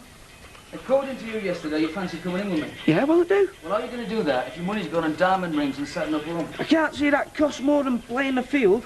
That sounds a pretty expensive game, if you ask me. All I'm saying, mate, is get something behind you before you tie yourself down. Oh, yeah, before I tie myself down. There's all sorts I want to do, like go exploring the Congo and stuff like that. I don't know what I'm arguing for. I mean, it's no flaming skin off my nose. What you do? Look, Bri, you've seen Michelle, haven't you? Yes, yes. She's a good-looking bird. Yeah, well, good-looking birds like that usually think they're it, don't they? Michelle's not like that. She's honest. She is. She's different. She's different to the girls round here. You be honest, Kev. How many's that? Oh, look, mate, I'm not being snidey. It's just true. Give yourself a few more years. You'll meet lots more girls. You just will. What's the point? I've met the girl I want. I don't know. I must be one of these funny people. He just knows what he wants. About people telling him all the time. Yeah. Don't fret, love. I can do that easy. Yeah. Give out, okay? Okay. Well, I'll give her a tea, and then they'll be as happy as Larry till you come and pick her up. Well, they keep each other occupied, don't they? All right, love. See you when you come. Bye-bye. That's little what's her name coming round again, is it? Oh, this was a good idea. I'll go and get some plates. Get it from the Greek near your office. Yeah, yeah. Is this going to become regular? No. Just giving her a hand, you know, till they sort something out. Yeah, what they got to sort out, apart from who gets what in the divorce? Your sauce. Just so long as we don't land up getting custody, Rick or Samantha, no thanks. You don't mind, do you? No. Oh, come on, Ken, what is it? She's a nice little girl. I don't really want to get involved in other people's emotional crises. Okay. Look, love, I don't mind the place becoming a creche, but let's not make it into a marriage guidance office. In America, you could have sold him for £1 million. Because he led you to have certain expectations. You did no such thing, Vera. Well, you wouldn't have gone to Isle of Man with him, would you, or anywhere else? So I'm saying no. Well, I'm glad you're not. Listen, do you mind not discussing my affair, my private business in here? Well, he wants to tell him. He does no such thing, Vera, and certainly not for you. I wish you'd learn to keep... I knew a girl once went to Southampton just after the war. Big friends we were, but I've not seen her since. She got pally with a sailor who followed him, you know. Of course, he could get nylons. Or was it Newcastle? Oh, no, no, it was one or the other. It's a big difference, you know, Mrs. O. Newcastle's up there, Southampton's right down there. Yeah, well, of course, in them days, anything past Stockport to me was in outer space. To be honest, I'm not much better now. So you're going down there to see your dad? Yeah, I'm taking Michelle to meet my dad and our kid. You're taking Michelle to meet the family? Well, more or less. Oh, very nice. Hey, you'll be paying your respects to her father next. As it happens, I've got to do that before I go. Ah, isn't that lovely and old-fashioned? Yeah, well, yeah. Man, you can see the way they think. Oh, no, not them, I mean you. Asking to see her father. Oh, I think it's lovely. I suppose you'll have some hopes that they'll say yes. Oh, they've said yeah. Well, more or less, you know, but I mean, I've still got to go round there, spruce myself up. Oh, well, I'm not thrilled. Hey, no, hang on. They've said yeah to go to Southampton, that's all. I'll go jumping the gun. What you doing with that? This? That? What am I doing with this, Terry? He's hoping to trade it in for a credit card. Well, I have a good mind to take it off him as a dangerous weapon. I'm entitled to do that, you know. Dangerous weapon? You've not seen him trying to swing it yet, have you? I don't want to, lovey, nothing here. Where do you find it? In a bin? Yeah. This is this week's Star Find, is this? I was very lucky as well, because I don't usually do that side of Fernley Avenue. It's just Fernley Avenue? You good? Far afield as that deal? Oh, yeah, you see the world on the bins, Betty. What's the good of one club? You never know, I might take it up. Well, it's a good game, mine. Good game for Nancy, lads. What do you mean? Well, wearing them trousers, going round looking like Rupert Bear. Excuse me. No. Your grip's all wrong for the start, so you're not coming near eating bone, never mind slicing it. Do you know all about this, dear? Oh, he knows about everything. Right, now then. Listen, keep your eye on the ball. Get your shoulders down the line of the ball. Keep that elbow straight and put that foot along the line of the ball. And that foot so you're steady. No, like that. Like that. Yeah, but more. That's it. Now then, listen. Keep your eye on the ball. What ball? Do as you're told. Now, what you have to do is you've got to swing through it. Through it. That's the secret, okay? Right. So, as you're swinging it back, it's cocking your wrists. Cocking your wrists. Off you go. Right. Oh, man. He's daft. Yeah. Hello, both. Can I get you out? No, tar. She'll probably have a drink with you. No, you don't have to be so diplomatic. I'm not being diplomatic. I've told her straight. I think somebody's leading her up the garden path. But some people won't be told, will they? Sorry, George, I've got to get back to work. Have you said something to upset them, lovey?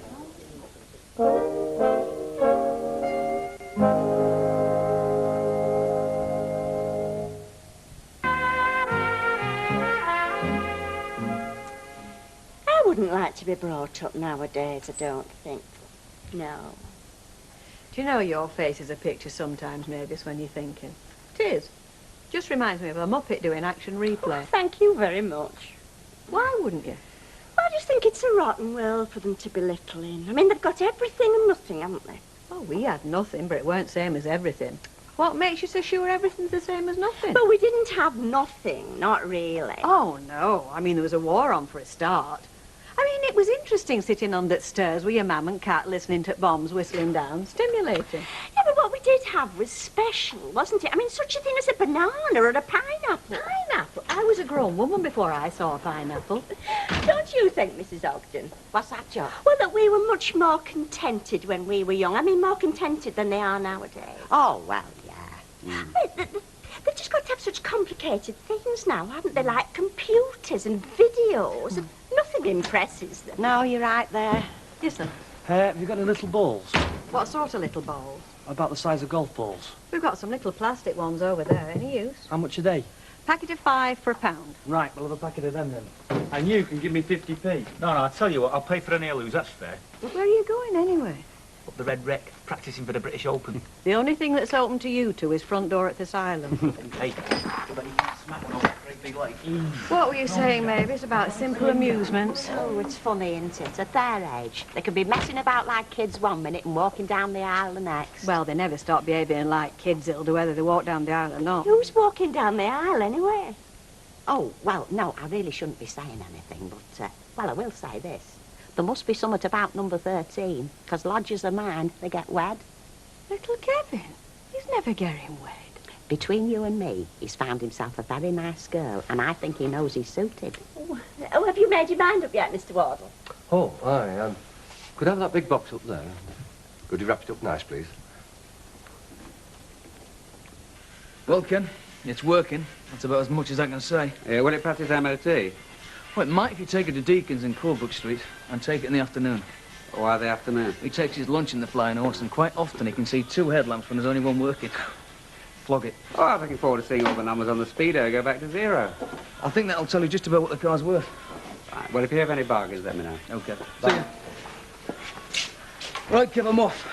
Just make sure everything's locked up, all right? Yeah. See ya. Hiya. Hi. Hi. Well, where you want to finish this? I think you'd be better waiting outside. Why? Well, you've got any good clothes on. It's covered in muck and oil in here. You'd have to start leaving a pair of overalls out for me. Suit yourself. You don't mind me coming in? No, not at all. You just look a bit out of place, you know, all sort of clean and tidy and that. It'll be about 10 minutes, all right? Do you want me to make you a cup of coffee or anything? Yeah, if you want. And I thought you were just a pretty face. The kettle's over there. Kevin! See you in the morning. Okay, night. Where's the water? The sink over there.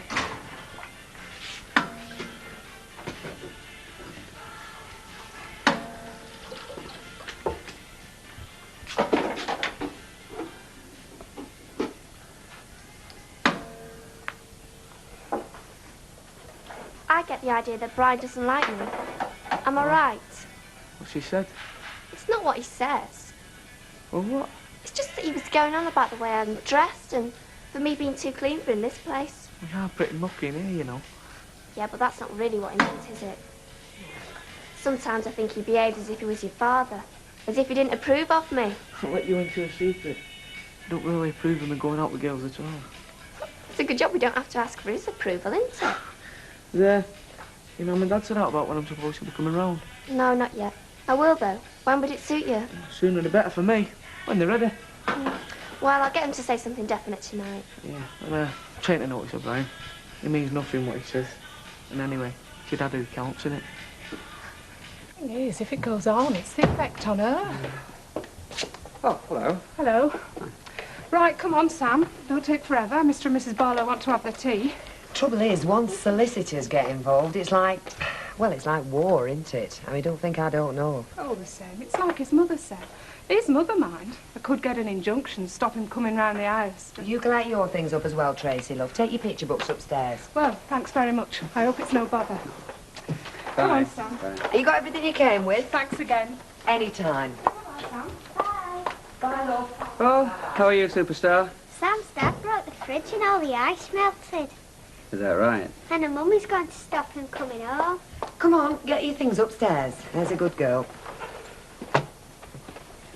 Well, you didn't have to make it that obvious. Oh, I wasn't aware I made anything obvious. Oh, come on, Ken. We're both a bit more intelligent than that, and so I should think is Sheila. Yeah, well, I don't want it becoming a habit, you and your any time. I find it a bit mysterious, the way you're being about all this. The first thing Tracy said to me when I came in, Sammy's dad broke the fridge. Now, it's only a hint, but I can imagine the background. Yeah, well, from what I gather, he kicked the door off the fridge. What part the fridge played in the proceedings to upset him, I don't know, but... Yeah, well, I don't want all this getting through to Tracy. Well, he's showing no signs of upsetting her. Well, by the time she shows signs, it's too late. She's already upset, isn't she?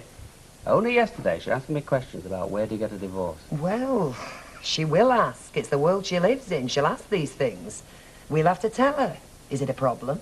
Well, it is if she thinks we might. Well, she's got no reason to think we're going to get a divorce, so that's not going to upset her. How do you know? Very strange what goes on in children's minds, you know. Once an idea's there, like the idea that their home isn't something they can bank on. I think kids today know more and understand more than you give them credit for. Which is not necessarily a good thing. I'm amazed. I am amazed to hear you say that. Ken Barlow, the great free-thinking liberal. I mean, honestly, Ken, it's the way you talk, and it's like Victorian, when they used to think divorce was catching, practically.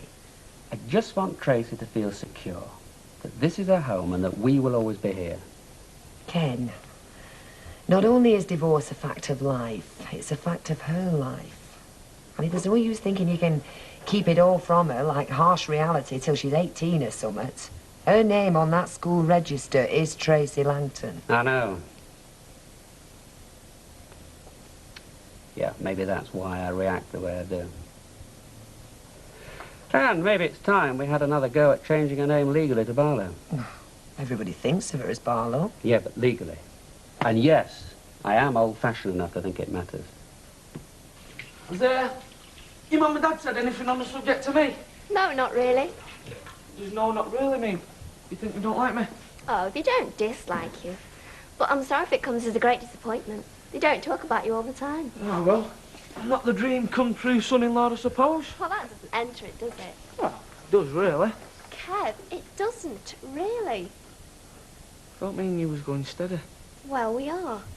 Well, then. Kev, I'm sorry, but I've never even thought about getting engaged.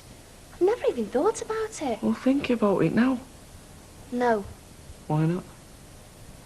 Is that a proposal? It's wonderful. Sorry. Just serious about you. Kev, I like you, and I think a lot about you. But I've never even thought about getting engaged. To anyone. It's not to anyone. It's to me. It's not anyone who's asking you. You know, I didn't realise. I thought we were just going to Southampton for something to do. Somewhere to go. I didn't realise how you were thinking about everything. Well, I was. I am. I want to marry you. Kev, I don't know what to say. I suppose you'll tell me to get lost. Kev. Don't worry, you already have. Anyway, Mum, there you are. Sorry it's been so long coming back. Well, I'd forgotten all about it, love. Oh, you never know. Come the winter, we might want it back again. Well, you know where it is. Oh, Gail says she owes you for something else as well. Right, what was it? Forgot. Tell her I have then and all. Anyway, she said whatever it was, she hasn't, and she'll see you right. You're hopeless, you, Brian, aren't you? Are you stopping for a bit, love? Now I've got to pick her up from the laundrette. Oh, OK. I'll get it. Ta, love. Oh. Is it Mum you're after? Hi. Is that George? Hi. Yeah. Well, come in. Don't take root on doorstep. Right, Mum, I'll see you later. OK, love. Ta-ra. Look, George, I know Vera's please, wonderful for pouring a foot in. Are you still angry with me, then? I wasn't angry with you to start with. I suppose it'd be daft with asking if that were for me. Oh, they are, right? Thank you. Chocolates. I hope they are... Look, I'm sorry if you think. Thought I was taken out for granted. And as for what Vera says, well, I haven't, have I? I've not been leading you on. Well, she's no call putting a twopenny in any road. But you think I was? Of course I don't. Well... You do? Well, I'm not saying that, George. It's... Look, I'm no use at this sort of thing. I mean, you know I do think very highly of you. Do you? Well, I do. It's not just, you know... Oh, but it wasn't just... You don't think? Look, what I think, George... Well, what do you think? I don't see that we can go back to the same as we were before we went to Isle of Man. No. No. On the other hand, I don't see that we can carry on as if this was the Isle of Man. No. No. But where does that leave us? Well, it depends what you want, doesn't it? Well, no. Depends what you want. I mean, do you want us to carry on like? I've just said, George, we can't carry on like we were. No, I know. But do you want us to carry on one road or another? We're like a couple of kids, aren't we? I would like us to carry on. Yes, of course I would. Well, we'd best get wed then, had we?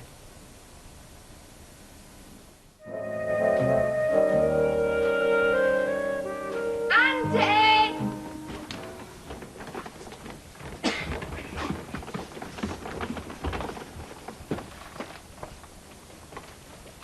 Thank you, Andrew.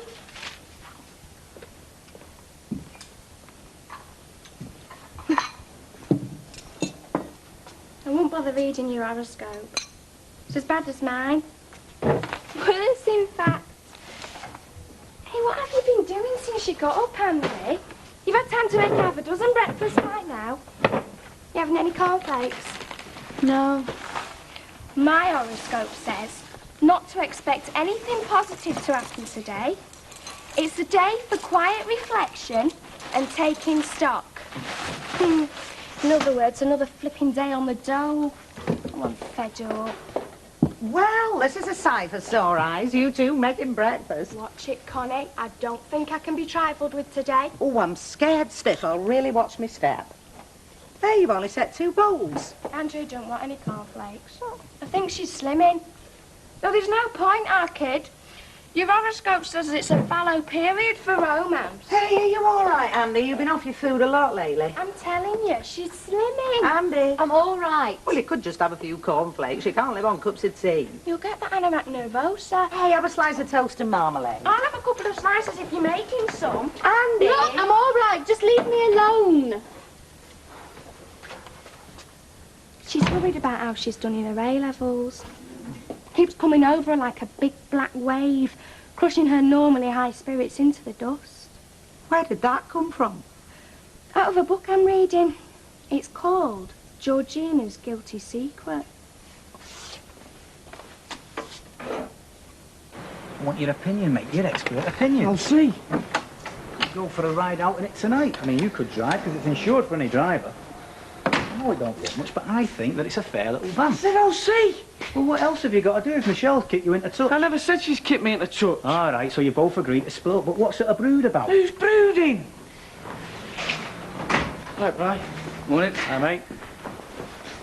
You're a natural brooder, mate. But take it from me, the best way to forget about Michelle jacking you fading out your life, is to dive straight back into circulation. So we'll have a ride out in the van tonight. We'll mosey round a few places where there might be a bit of spare talent. Where are you going to get a better offer than that in your condition? I'm not in any condition. All right, you're not. But just supposing you were, just slightly. A night out with your Uncle Terry is the best cure. See you tonight. Bye, Bri. What I say in the operating theatre? Can't be bad, eh? Talk about all muscle and no brains. Just about sums him up. Let's go birding. What do you think about our else? Suppose he's right. It's better being young, free and single, playing the field. I told you that the other day. Mind you, even that can get boring. At least you don't get a smack in the teeth. Ah, look at it this way, Kev. Michelle's done you a favour. A favour? Yeah. I mean, from what little I do know about birds, she could have gone along with getting engaged. It's a big thing for a woman, you know, flashing the ring to all her friends. Would have been a big thing for me as well. But she was honest. She didn't fancy it and she told you. Which is better than pretending, building your hopes up and then leaving you high and dry in 6 months. She might have got used to it in 6 months, mightn't she? Tilsley's garage. Hello, love, it's your mum. No, there's nothing wrong.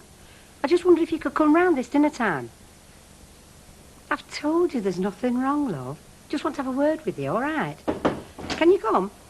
Oh, all right then, lovey, I'll see you this dinner time. Ta-ra, love. Do you know if I didn't know better? I think that was your fancy man you were talking to. Oh, Vera, you've guessed. Listen, don't tell anybody, will you, love? Because he's in a very high position in the government and he can't afford any scandal. You're feeling chirpy this morning, aren't you? Am I?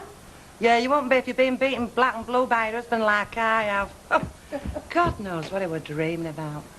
Lashing out with his feet, shouting, "Get stuck in, Tommy!" Oh, we'll have to have single beds. What would have been missing anyway, apart from a good kicking? Note. Hey, but he hasn't, has he? Who? What? George. He's got a pop question, hasn't he? No, has he Eckers like? He has. No, he hasn't, Vera.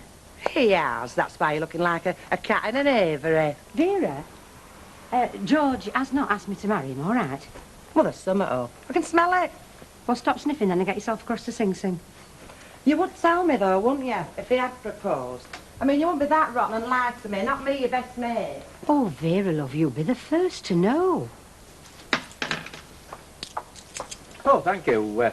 Would you say you spoke the same language as me? Why, what language do you speak? English, of course, but you're young enough to listen to pop records, aren't you? Well, I do listen, so I must be. Can you understand the word they say? Yeah. Well, I can't, so we can't speak same language. And I'll tell you this, it's not very nice living in a country as long as I have, risking my life for it, to suddenly find out you're living with a lot of foreigners. In fact, I object to it strongly.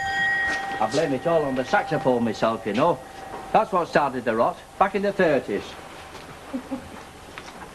What was all that about? Well, apparently you can't understand what pop singers sing. Well, neither can I. I knew you and Percy Sugden had something in common. What are you doing here, anyway? And you can't have anything else on the slate till you paid us what yours. Oh, not even half an hour to twist? Or 5 fags. Right, well, I'll have to see what I can get out of social then, won't I? You will. Or better still, try doing an honest day's work. I mean, what are you doing swanning round here at this time of the day? I have been selling advertising space in the voice of Weatherfield to that new cook meat shop in King Street. A likely story. So I thought I'd come round and see if the missus fancied a bit of lunch at a little brasserie I know. Don't be filthy. See you 1 o'clock, the Reverend. Right. Bye. Bye. Oh, by the way, have you been doing your marriage guidance bit again this morning? No, I didn't see Samantha or her mum this morning. Good. You've got enough problems of your own with me. I could cope with half a dozen like you. Bye. Bye.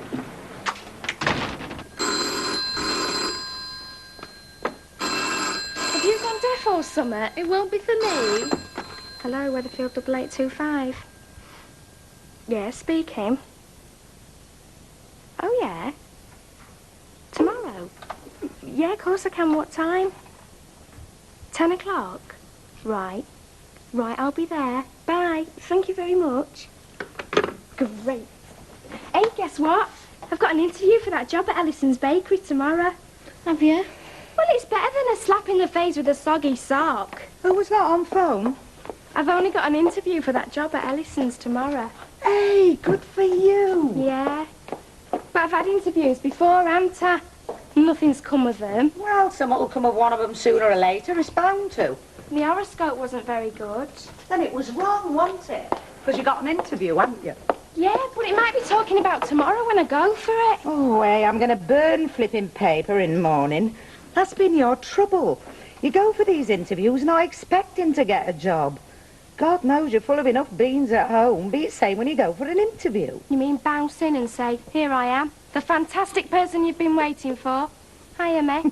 Yeah, something like that. They'll think I'm a nutcase, won't they, Andy? I don't know. No, I think my trouble is my appearance. I'm just not attractive enough. Oh, hey.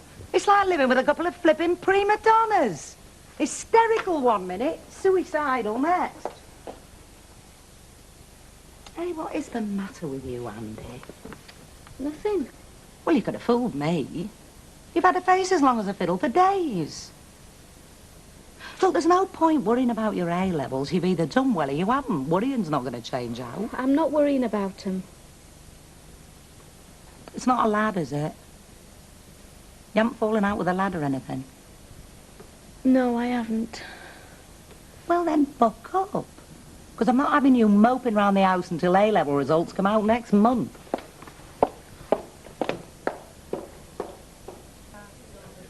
Given Kev up, he's beyond redemption. Well, he has had a traumatic experience. He was very, very fond of that Michelle. But that's just it, innit? He's too serious by a mile. I mean, you get a laugh out of a bird, you don't bother.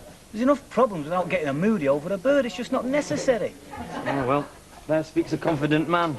We're not all like you know, Teddy. Some of us are very sensitive, vulnerable. I mean, the emotion gets to us and strips us bare, so we end up like human piano wires. That's exactly my point, innit? Who wants to be a human piano wire? Anyway, when's it ever happened to you? I told you, when I was in the sixth form studying economics, I fell madly in love with Roberta Owen. There was nothing in the world except Roberta Owen. She was warmth, beauty and softness personified. And her voice, oh, I mean, she could talk about the International Monetary Fund and make it sound like poetry. Roberta Flaming Owen? Is she the only flipping girl you've ever known? Yeah, I didn't know her very well either. Well, anyway, what about tonight? You fancy coming a ride in the van or what? Why? Because I need a driver, don't I? I've got something on it might take a few beers to crack. Oh, thanks for being brutally honest. My pleasure, mate. I don't know how to work this inflation out, do you? It's not supposed to be going up much, but every time I go in a shop, well, everything's shot up sky high. I think it's a big con job. How does the government or anybody know what inflation's doing? Do they know how much Alf Roberts is charging for coffee today? Do they act? Right, a bit, please, Betty. Oh, certainly, sir. That's funny. What? Well, Ivy reckoned she had to go to Singleton's to change her dress at dinner, but I thought she'd be with you having a tea-tart-eat somewhere. Wrong again, Vera. You've not have you, George? Not what? You know. No, I don't know. Gone and proposed. Who to? You flipping well know, Tom. One pint, lovey. Thanks, love. Thanks, Doc. Oh, I weren't expecting to see you, love. Well, I just popped out for a few minutes. Brian thought Brian thought what? Well, it was a bit of a funny phone call, Mum. Can you pop round at dinner time? Well, I told you there was nothing wrong, didn't I? He's convinced you've got the galloping thunge at the very least. I never said that. I've not got galloping anything, not even a heat lump, all right. I've got a bit of good news, though. Well, I think it's good news. Well, come on, what is it? I think I know what it is. Eh, Ivy? George has asked me to marry him. And you've said you will. Yes, I have. Oh, Ivy, I'm ever so pleased for you. Congratulations. Thanks, love. What do you think, Brian? Great. Terrific. Honest? I just said so, didn't I? Congratulations.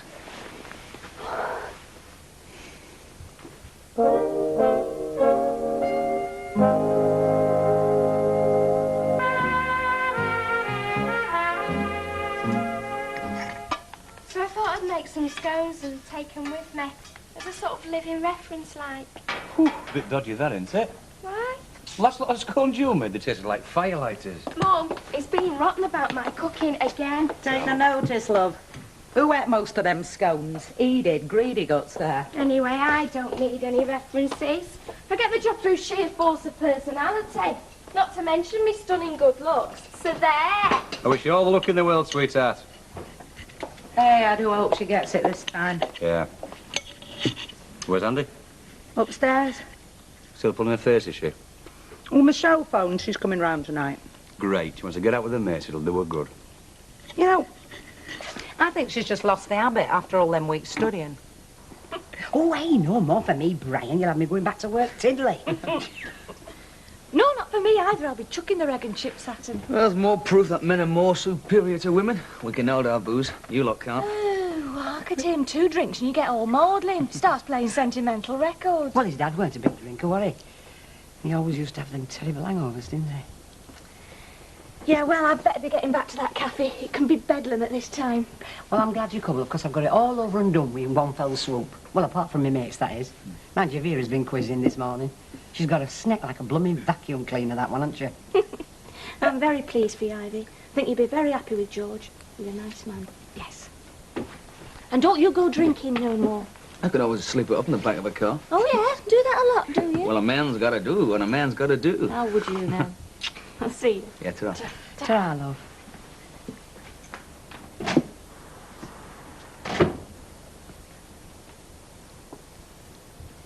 You really pleased, Brian? Yeah. Only, Only what? well, last time I had a friend, a man friend, well, your attitude were a bit different, wasn't it? I didn't like him. I liked George. Thought it might be more to do with your dad. You know, thinking that I'm not faithful to his memory. There is a bit of that, yeah. Is?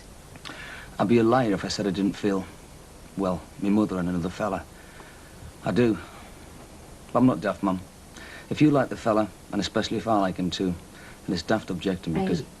Brian, George will never make me forget your dad, love. I know you won't. It's just, well, if I've got chance of happiness at my time of life, it's not wrong to take it, is it, love? Definitely not. And your dad don't mind. I know, because I've asked him. Can you tell what they're singing? Well, I have to listen very carefully sometimes. And you sell these records? You know what you're doing, don't you? Encouraging sloppy speech. I'm surprised at you. Percy, when do you ever listen to pop music or have Radio 1 on? Oh, now and again. Why? Well, you can't stand it. Well, Randy likes it, you know, me budgie. He puts his little head on one side and he's mesmerised or hypnotised. I don't know which it is. You think he understands what they're singing? How can he? He's a budgie. I'm not Gaga, you know.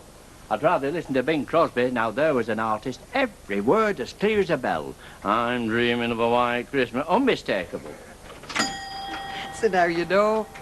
I shall sell nothing else in future but Bing Crosby. Oh, silly old buffer. I sometimes think he is going gaga. I know. Oh, here's that fella who keeps following me round and pestering me. It's Daddy, I Mum. know it is, love. So much for your jokes. Hello, Tracy. Hello. Aren't you going to tell her, Daddy? Go on. Hey, tell me what? Samantha might be leaving school because her Mummy and Daddy aren't going to live together anymore. Who's told you this, love? Samantha told me. It's true. Hey, come on, you. Yes, well, would you mind taking her home, love, and hanging on for about 5 minutes? Alf said he'd be back at 4. Yeah, I think I'll call it a day, actually. I'm a bit bush. Oh, you've done today's chat me up. It can be very wearing. Come on, Tracy, let's go home and drink up all that lemonade. Oh, goody. All right, bye. Bye-bye. Mavis? Have we established what you've come in for yet? Oh, yes, I'd have some butter, please, unsalted. Right. I was just thinking what a lovely family you are, you and Ken and Tracy. I mean, just young and modern and...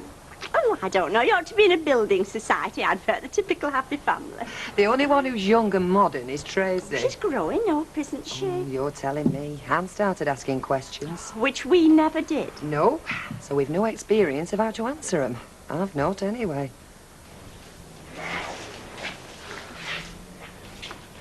What are you doing tonight, then? Don't know. Why don't you come and play squash with me? For a start, I can't play. I've not got the gear. I can always borrow a racket from the club. It's a good game, squash, you know, when you're feeling upset. You can really take it out on the ball. I gave it a right good ironing when Gail walked out on me. Won't feel upset like that. Just couldn't care less about anything. Just one thing what makes me mad. That's not realising she didn't want what I did. I thought he followed on automatic. Must be mad. Join the club. Suppose I'll end up out in the van tonight with Teddy Duckworth. At least there's a laugh. Doesn't make me laugh much.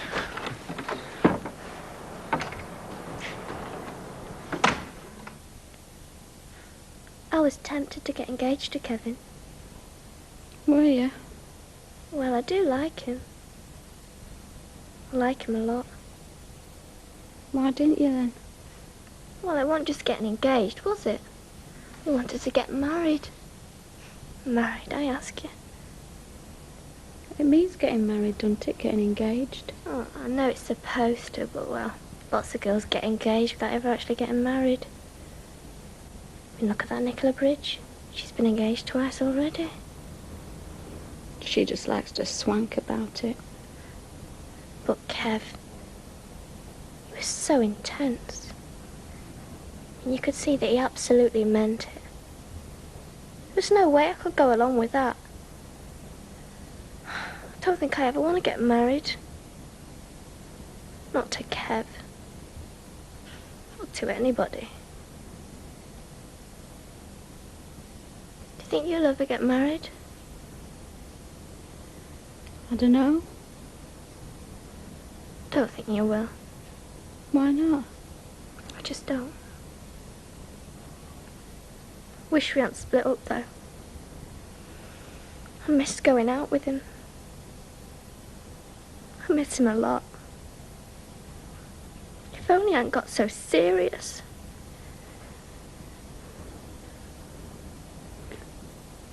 Have you ever, made love? No. He tried often enough, though. Have you ever?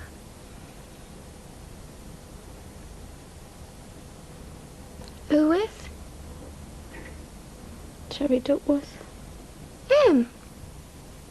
Yes, him. And I thought, were you not seeing much of him recently? I mean, it weren't as though you were mad about him. I wasn't mad about him. There must have been something, though.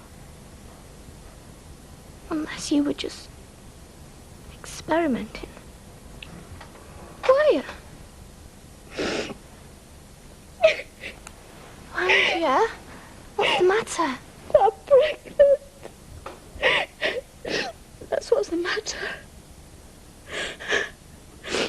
I'm pregnant. You'd be able to go straight in, won't you? Oh, hiya.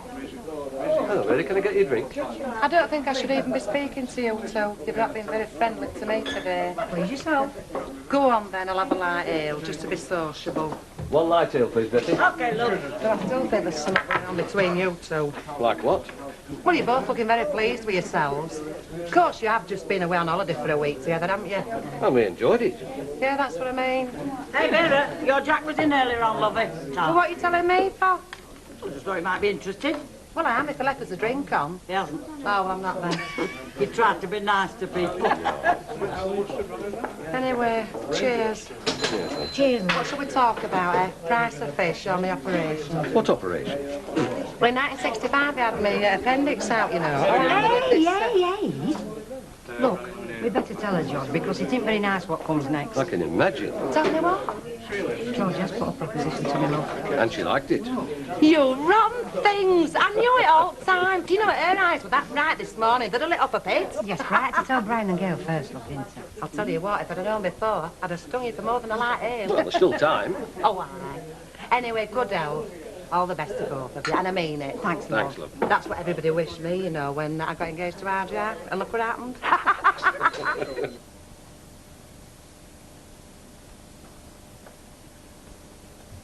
I don't know how I'm going to tell my mum and dad. I don't know if I can tell them. You'll have to. I could just run away. Are you really sure? Of course I'm sure. I had a test. How long? 2 months. You've kept it very quiet. What else could I do? Oh, Andrea. I don't know what to say.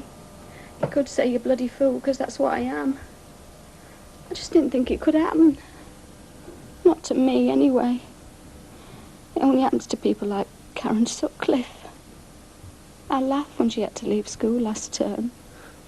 I must admit, I'd have never thought you... I thought you were too intelligent. Well, I wasn't, was I? I was stupid. And what does Terry say? He doesn't know. Aren't you going to tell him? No. Well, one way is to get married to him. You don't want to get married to Kevin Webster, do you? No. No, well, I don't want to marry Terry Duckworth. It's bad enough what's wrong without me having to spend the rest of his life with him. Oh, Andrea. Okay, Alaska. Just stop mithering and get out of that bathroom. And shape yourself. She says, can she borrow your white blouse? Yeah, okay. Oh. She says you can borrow it. Great.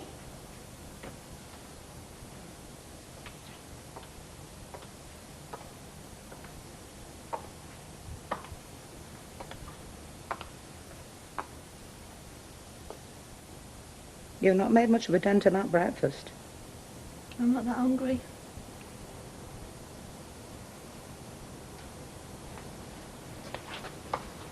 What's that you've got there? It's a plant. A fuchsia. Well, I can see that. What's it in here, though? Well, it's a present. Seeing as I asked you to marry me and you said you would, I thought I'd buy you a present. Well, I could have got roses, but... But that's cheaper. Right. Do I get a kiss, then? Listen, you'll have to watch what you're doing, you know. I could get used to this. It won't do you any harm. And it helps me out. You know what they tell you? Say it with flowers. Well, it's much easier for me than saying it with words. Come off it. You must have a silver tongue to make our Brian so happy about us. Mind you, love, I can't tell you how relieved I am. 3 guesses. I'll tell you in one. Oh, it's Vera. Both love birds in one cage, eh? Hey, listen, kid, do you want me to slip across in front of you and give them good news? And then we could think wedding march as you walk in? No. Oh, stop being such a flaming spoil sport. Vera, it's not as if we're getting married next week or next month or the month after for that. It's just, well, we've got an understanding, haven't we, Joe? We certainly have. I mean, we've got all the time in the world, love. We don't need to rush. Keep it to yourself, will you, love? What do I have to go and tell her for? I don't know. I must be flaming mad. I'll tell you why you told me, because I'm best mate you've got. The best flaming foghorn I've got. Oh, she can call me out names she likes. I'm still her best mate. Hey, but you will tip us wink, won't you? You know, when you want it broadcasting, because I'll do it for you. Oh, yes, I know you will, Vera. I think what Ivy's trying to say is she'd like it to leak out gently, you know, in its own good time. Yeah, but you'll want somebody to organise a present for you, won't you? Vera, will you be told? It's like Christmas. It's coming, but it's a long way off. Now, come on, let's have you out. Oh. Listen, you can say what you like. You're not stopping me from being happy. Ooh. You're going to be late, young lady. I'm coming.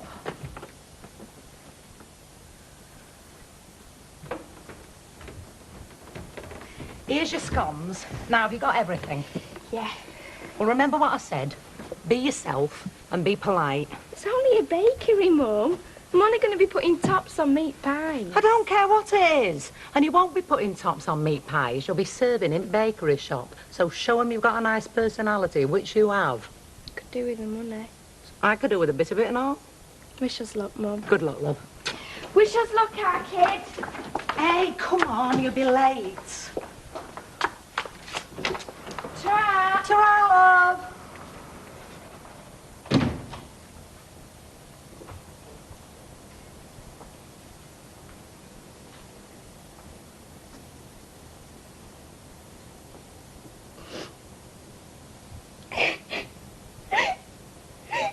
Go away, love. Come on. Come on. Come on, love. I know, love. I'm your mother. I know these things. But I'm having a baby.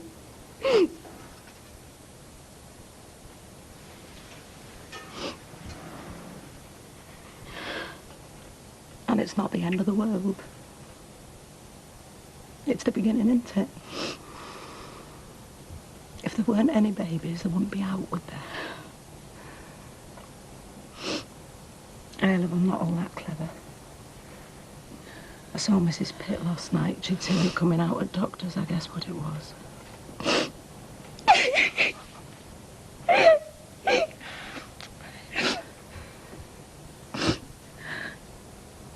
Is it Terry Duckworth?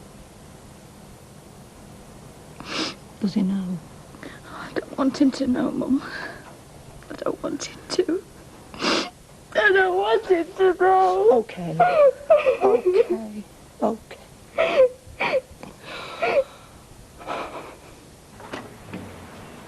Kevin? No, he's not. Well, do you mind giving him a message? While you're here, I don't want you thinking that just because Kev's a mate, he's going to do foreigners in that van of yours. He's not going to use my time or my materials to do cheap jobs for you, right? Let's get it straight. Anything you want doing in the future goes through channels, and that means me. And you pay like everybody else. And you want to take a swing at me while you're at it? I'm just telling you. Right, point taken. Now, if you don't mind telling Kev that if he fancies a jar at dinner time, I'll be in the Rovers. Because that's all I come in for, mate. Hey, you know that about being innocent till proved guilty? What about it? It's a load of rubbish, mate.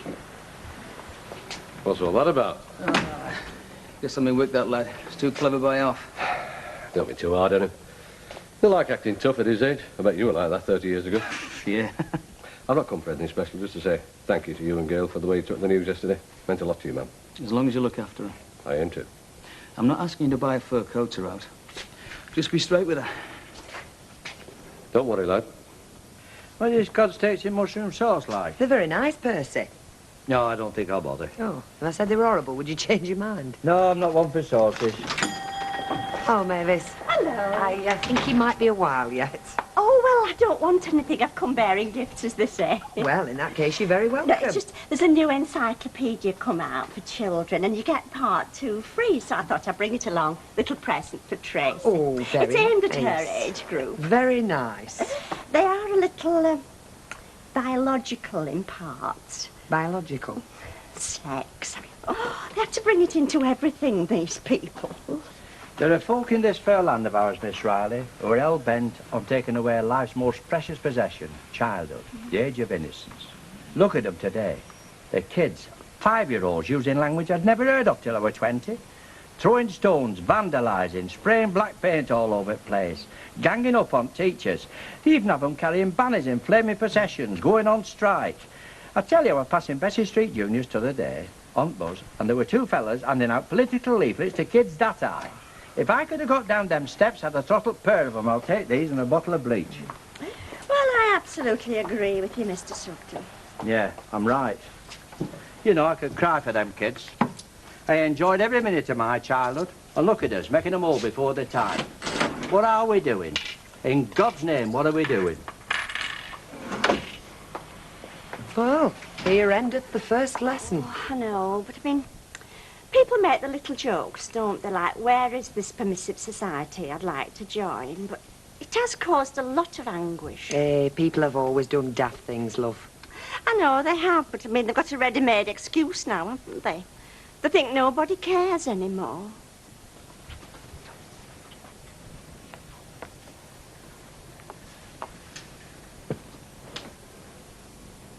What am I going to do? Well, you're not going to worry anymore. I was worried too, love. When I heard you'd been to Dr. Carlett, I thought all sorts of things. I'm glad it's a baby rather than aught else. Because a baby's best reason in the world for going to doctors. I'm not glad because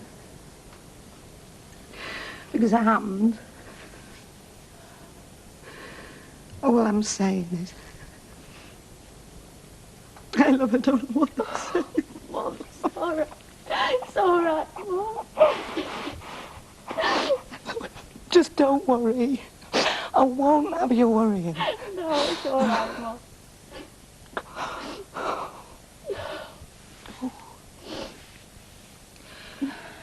Oh, we're a right pair, aren't we?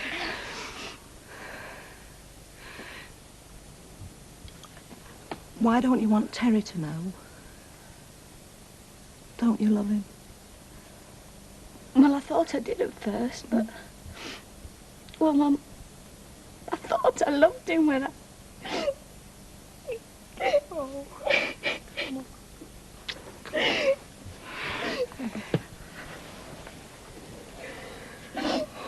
Oh, what'll me Dad say?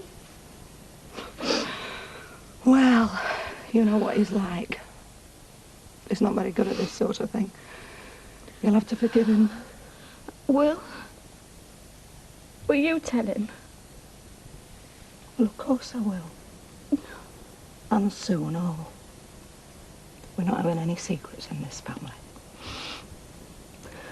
Just promise me that you won't worry. Worst part's over.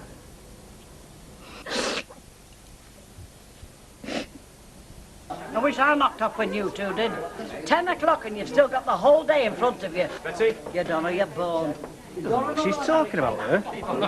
You've never done an hard day's work in your life, you used to. Hey, don't lump me in with him. He gets short hours and big money. Just how much do you knock out a week? Well, I'll tell you what I'll do. I'll show you how much tax I pay, and if you can work it out from that, you're a better man than I am. Look at that, nearly as much as I get basic. Yeah, me and all. You know what I reckon you ought to do? I reckon that every year the government should send you a letter telling you exactly what they do with your tax. Like, dear Mr. Duckworth, you will be pleased to know that your tax helped buy a new snooker table for the House of Commons. Yeah. Dear Mr. Watts, your tax paid for the child allowance for the Duke of Westminster. Richest man in Great Britain, him, you know. Judging by the tax he pays, comes a close second, you lucky so-and-so. You make your own luck in this world, sunshine. Yeah, well, later. See you, love. Right. Oh, yeah. Hello. Hey, some of the girls are in there. Shall I give up the news? No. But when are you going to tell Emma? Your golden wedding? Our golden wedding, you round your flaming ear all if you don't get your trap shut there. Oh, flipping it, man. Oh, honestly, she'll get deaf of me. What you getting into her? Hello, sweetheart. You have our Andrea? No, I'm looking for Kevin. He's a lucky lad. Kevin? Kev, young lady to see you. Can I talk to you? Mush, Kev. Want to go in there? You won't tell him, Curly. No, I mean outside, away from here. Yeah, if you want. Okay, Dr. Brandy. I feel like it. Hey, lads, Kev says he's gone. I don't blame him either. Still, they say it makes the world go round. They do, they do.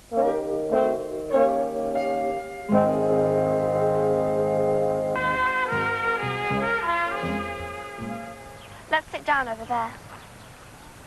Yeah, all right.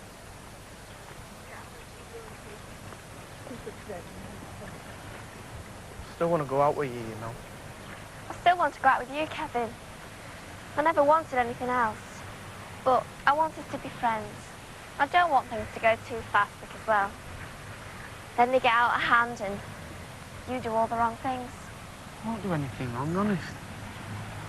Not with you. I know. But I've got something to tell you. What? It's not someone else, is it? No. I've said I want to go out with you. Now listen to me, Kevin, because it's not easy for me. I shouldn't really be saying anything. Andrew's going to have a baby.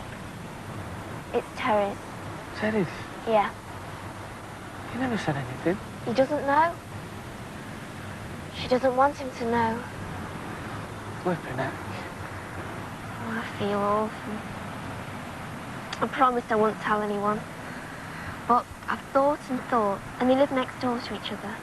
Now, supposing that she came out just as he did, and he didn't know, it wouldn't be fair. It'd be awful. He's got to be told. You want me to tell him? How do we do that? Oh, bless you. You open your mouth and you let the words come out. Yeah. Supposing all the wrong ones come out. I'm no good at that sort of thing. Kevin, you're sensitive and kind. Andy's your friend. I know it's not going to be easy, but you'll find the right words. Flipping heck. I wish you'd stop saying that. So why you didn't want to get engaged? Because you thought... I didn't want to rush at anything. If you rush at one thing, you rush at another. And when you see what's happened with Andrew and Terry... Yeah. Just don't want to know him anymore.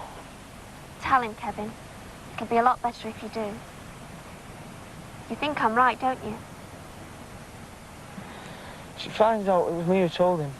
She'll know it was you who told me. I don't care. It's the right thing to do. I'm myself in a right mess, haven't I?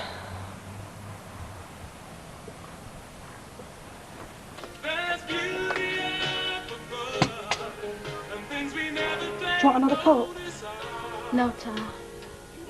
When your dad comes in, just leave me alone with him. He'll go spare, won't he? Probably, knowing your dad. But just remember that whatever he says, he loves you. It won't be easy for him. You're his daughter, you can't do no wrong. Just leave me with him.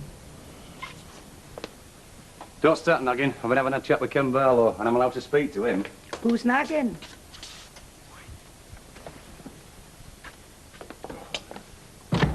What's for me dinner?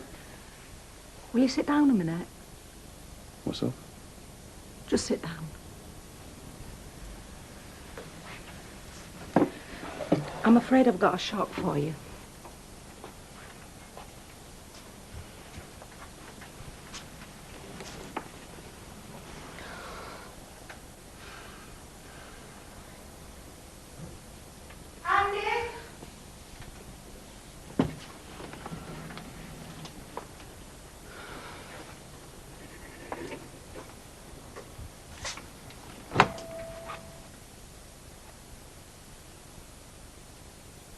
Is this right what your mother tells me then? I wouldn't tell you, love, if it weren't right. Is it? Yes.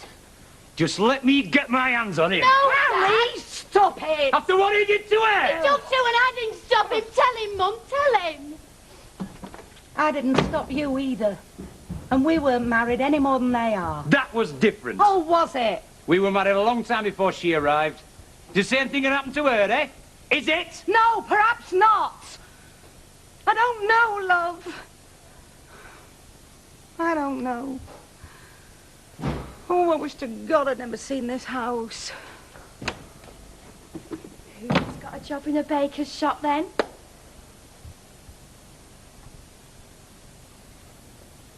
What's the matter?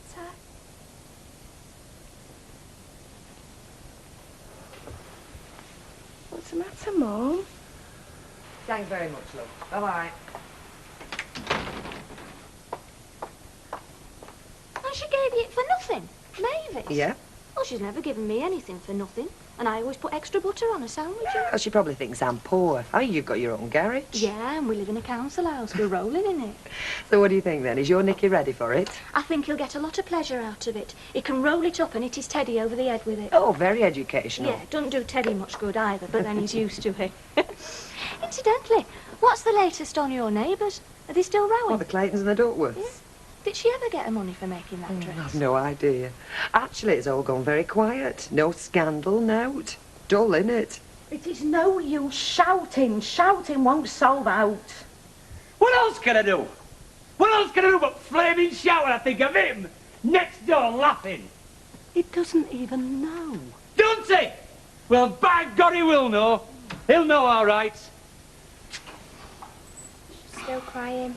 Well, go back to her, love. Don't leave her on her own. Stay with her.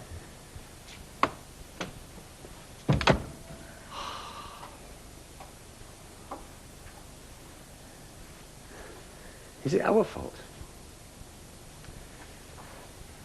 Did we bring him up right? If we hadn't brought her up right, she wouldn't be upstairs crying her heart out. She'd be down here arguing, telling us we're old-fashioned. Everybody does it. There's naught to it. She's upset enough as it is, so going on like this won't help. She needs us, Harry, more than she's ever needed us.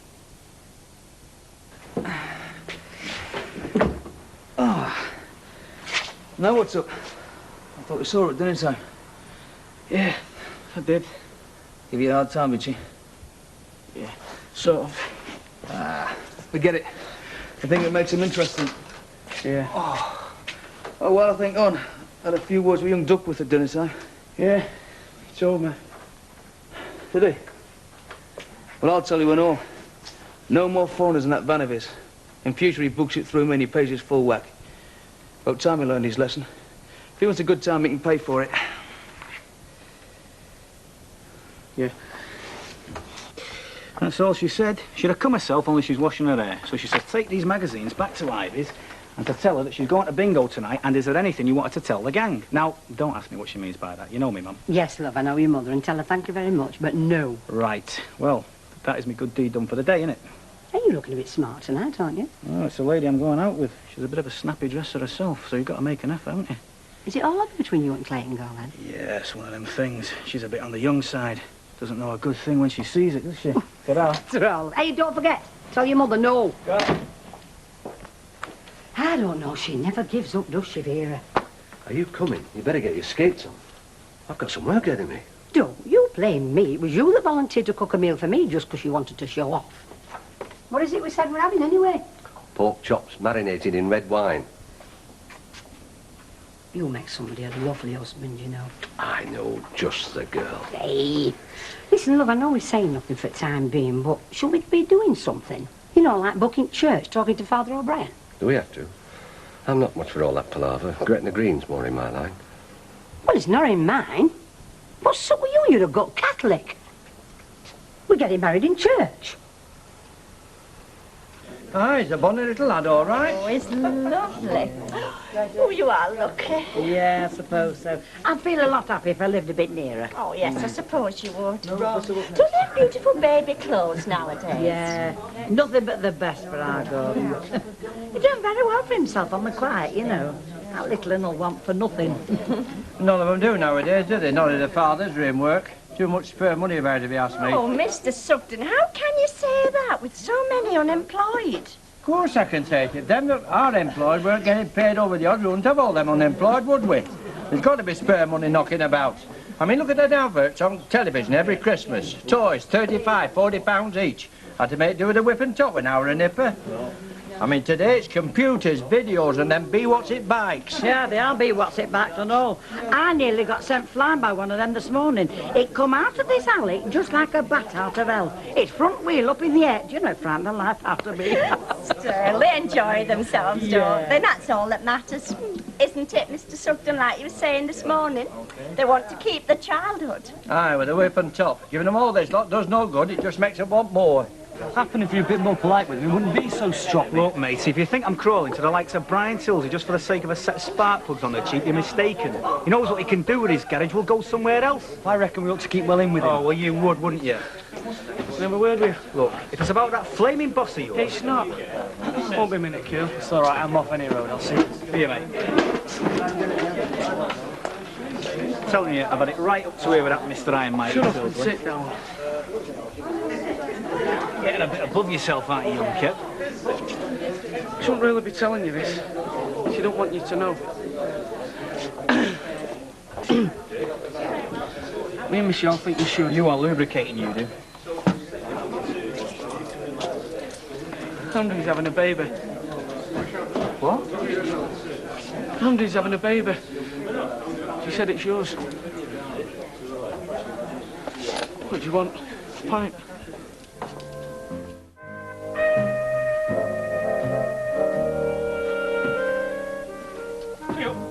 Blimey, O'Reilly, is it break already? Hey, yo, chocolate shortbreads. We're Yeah, pushing the boat out, aren't we? Aye, I thought we'd go mad, you know. Morning. Hiya. Packet of my cigars, please. Tell you what, Alf, you do your staff proud, don't you? Have you got a job going? Yeah, might fit you on the meat counter, should we ever get one. Serving like, not for sale. You sound chirpy. I bet you got shares in British Telecom, eh? You're joking, he's got all his money in tea. He owns half Ceylon. Oh, well, he can't go wrong, can he? This country runs on it. See ya. Trallo. We'd be in a poor way if we didn't. I'll tell you what, if you've got any money to spare, that's the thing to invest in. I think I'd sooner go for a bingo all the summer. No, too risky. Staple commodities. They're your gold mines. Does that mean we've got to stop selling her grips? It depends on the shelf life.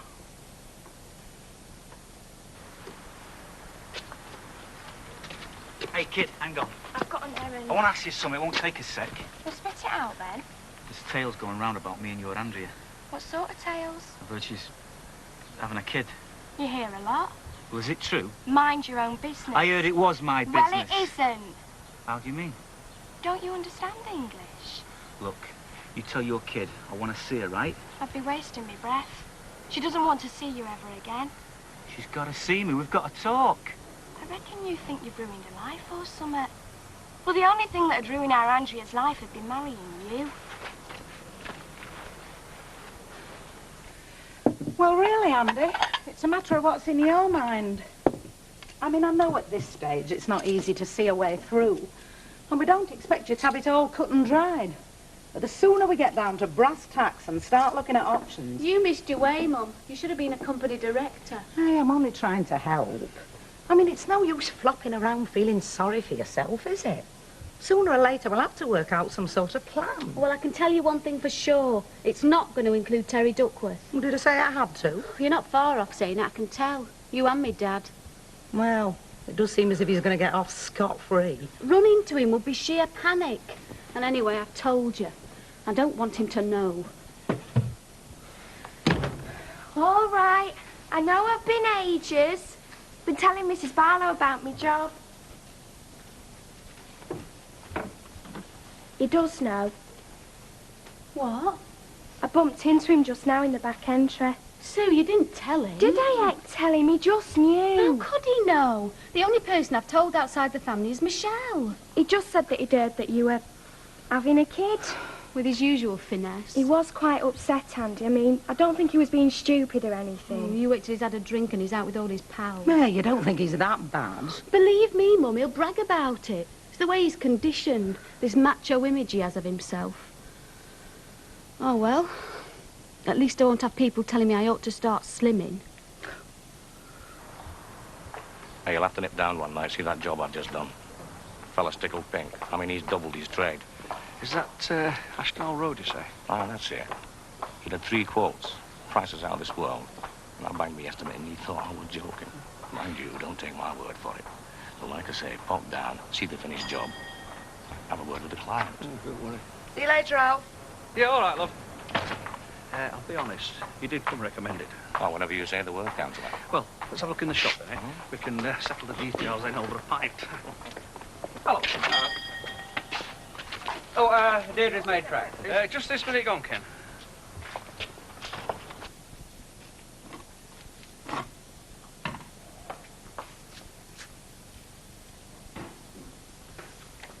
Hello. Hi. Hey, I just spotted Alf doing a sort of conducted tour, you know, showing his empire off. I think he's selling up on the quiet. You're serious? Well, he keeps chunnering on about channeling energies and putting things in perspective. You've probably been reading our horoscopes. And then all this jargon keeps cropping up like shelf life and loss leaders and marketing concepts. I get the idea he's thinking big. Oh, pump him a bit, could you? Hello, what's this? Suddenly I'm an investigative reporter. No, there might be a story in it. I mean, not so much if he's selling, but if he's planning on expanding a bit, you know, in terms of his new marketing concept, well, could be quite a little bombshell, couldn't it? Hang on, John Pilger. Don't go starting any crusades. I mean, when all comes to all, he's probably having the front door repainted. Oh, well, be a pity if that's all it is. The Recorder could do with a good scandal, like topless traffic wardens or something. I mean, couldn't you put it in Alf's mind? I mean, he is on the Highways Committee, isn't No, would topless traffic wardens come under that? I mean, wouldn't it be more health and recreation if there is such a committee? he? No, honestly, I could do with a story that really reaches out and grabs people. Topless traffic wardens reached out, grabbed. Talk about association of ideas. Can we get off this subject, please? Sorry, it's chasing all these advert accounts. You know, anything spicy and they're fighting for space, but you tell them you're doing a spread on the local church bazaar. Hang on a minute. Is this the serious-minded chap who was sounding off about how we explain things to children, like marital bust-ups, for instance? I don't see the connection. Well, in a world full of headlines about topless traffic wardens, who knows what ideas children might pick up, left to themselves.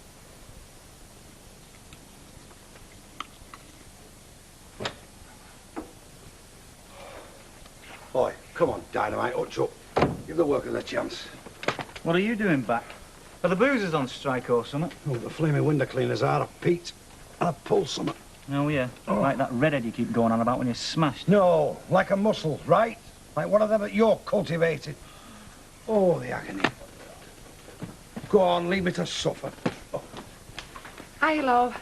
Get me stew and steak, did you? Oh, flipping heck, I've clean forgotten, son. Oh, flaming heck. Did you ever see a dream walking, eh? So what we're going to have for us tea? I mean, I've come over special to pop it in oven. Well, it's typical, innit? He works on the meat market. We pay full price at the flaming butchers. Oh, aye, and what you doing, eh? Stretched out. Crippled down. I could be like this for life. Oh, tell us something new. Cramps men in this house. It's about time you shifted yourselves. I'm sick and tired of carrying pair of you. I've straightened my room up. Oh, well, he'd probably have a bird up there. You know something? I could have you for blackening my character. I'm not kidding, I could, you know. People must think I'm the absolute pits. Now see what you've done, eh? Thank God, Miss stew and steak. What do you mean, me? So that birding softening his brain. Also, birding softens the brain, does it? That explains a lot. Can I smell fish and chips? I was terrible noshing him, weren't he? And you know, I was famished when he come in, and he wouldn't even give me one. Not one chip for his sexy old dad. Well, I'm going down to Cath for a bite. And you can take potluck. Oh, well, I might not be here when you get back. I might be rushed into casualty.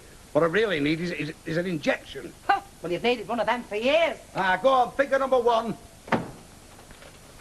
Spend your life up and down ladders, staring through frosted glass. Do you mean you've nothing planned? No do, no nothing? Well, not that we've heard of. I know we seem to be playing it all down, wouldn't you say, Ada? Oh, well, George is a little bit on the shy side, isn't he? You know. Yeah, and after all, it's hardly a case of love's young dream, is it? Oh, no, I'm not being nasty. Only it is the second time round for both of them. Well, Still, I mean, it's a pity we can't have a bit of a knees up. Oh, yeah, because in my day, and yours, I dare say, if they'd been out like a mill wedding, well, we'd have been up to all sorts, wouldn't we? Do you hear that, Mr. Baldwin? I did. well, how about starting a kitty? Yeah, I'll have a word with Mrs. Bishop, see if she can find a way of making it tax deductible. You could set a dangerous precedent there, Mr. Baldwin. You start off with kitties for folk getting wet, end up providing a creche. This could be a go at this, you know. See, I reckon Baldwin's good for a tenner at least. You have more chance of getting money out at the HSS. Don't get in the office this after and use your clout. Hey, what's a dangerous precedent? Ronald Reagan. You see, there's what they call a structural plan. In other words, a long-term overall view of community development. They're all very hush-hush, I reckon. Oh, no, don't get it wrong. I mean, there's nothing underhanded about this. No, the plans are there at the town hall, open for public inspection. Oh, I think I'll bowl along one of these fine days, then. Well, if you're in the building trade, why not? I mean, the plans are there, you know. All the council priorities. And what's the first? Inner city development, which in terms of my freehold, my established trading position, is a good thing. That means you've got a valuable site there, I reckon. Oh, absolutely. In property terms, it's the crown jewels. Oh. To be honest, I'm surprised you're still walking. I thought Harry Clayton might have killed you by now. Maybe he's run out of shells for his shotgun. If it was me, I wouldn't be hanging around to find out. Be getting my passport stamped. I can't understand it, you know. They've not even said a dicky bird. That's the way they're playing it. Maybe if you just sort of up it. I don't want to just stop it, though, do I? I mean, I'm getting things together around here. I've got investments. I don't mean China-like. Just so long as you're not on the doorstep. I'm not clearing off without saying my piece, I'll tell you that. What's the point? Well, it just bugs me. They think I'm a right louse who ain't even worth talking to. I mean, I'd rather Harry Clayton stick one of his rotten milk bottles in me kisser. They're treating me like dirt, Kev. Well, no way they're going to treat me like dirt.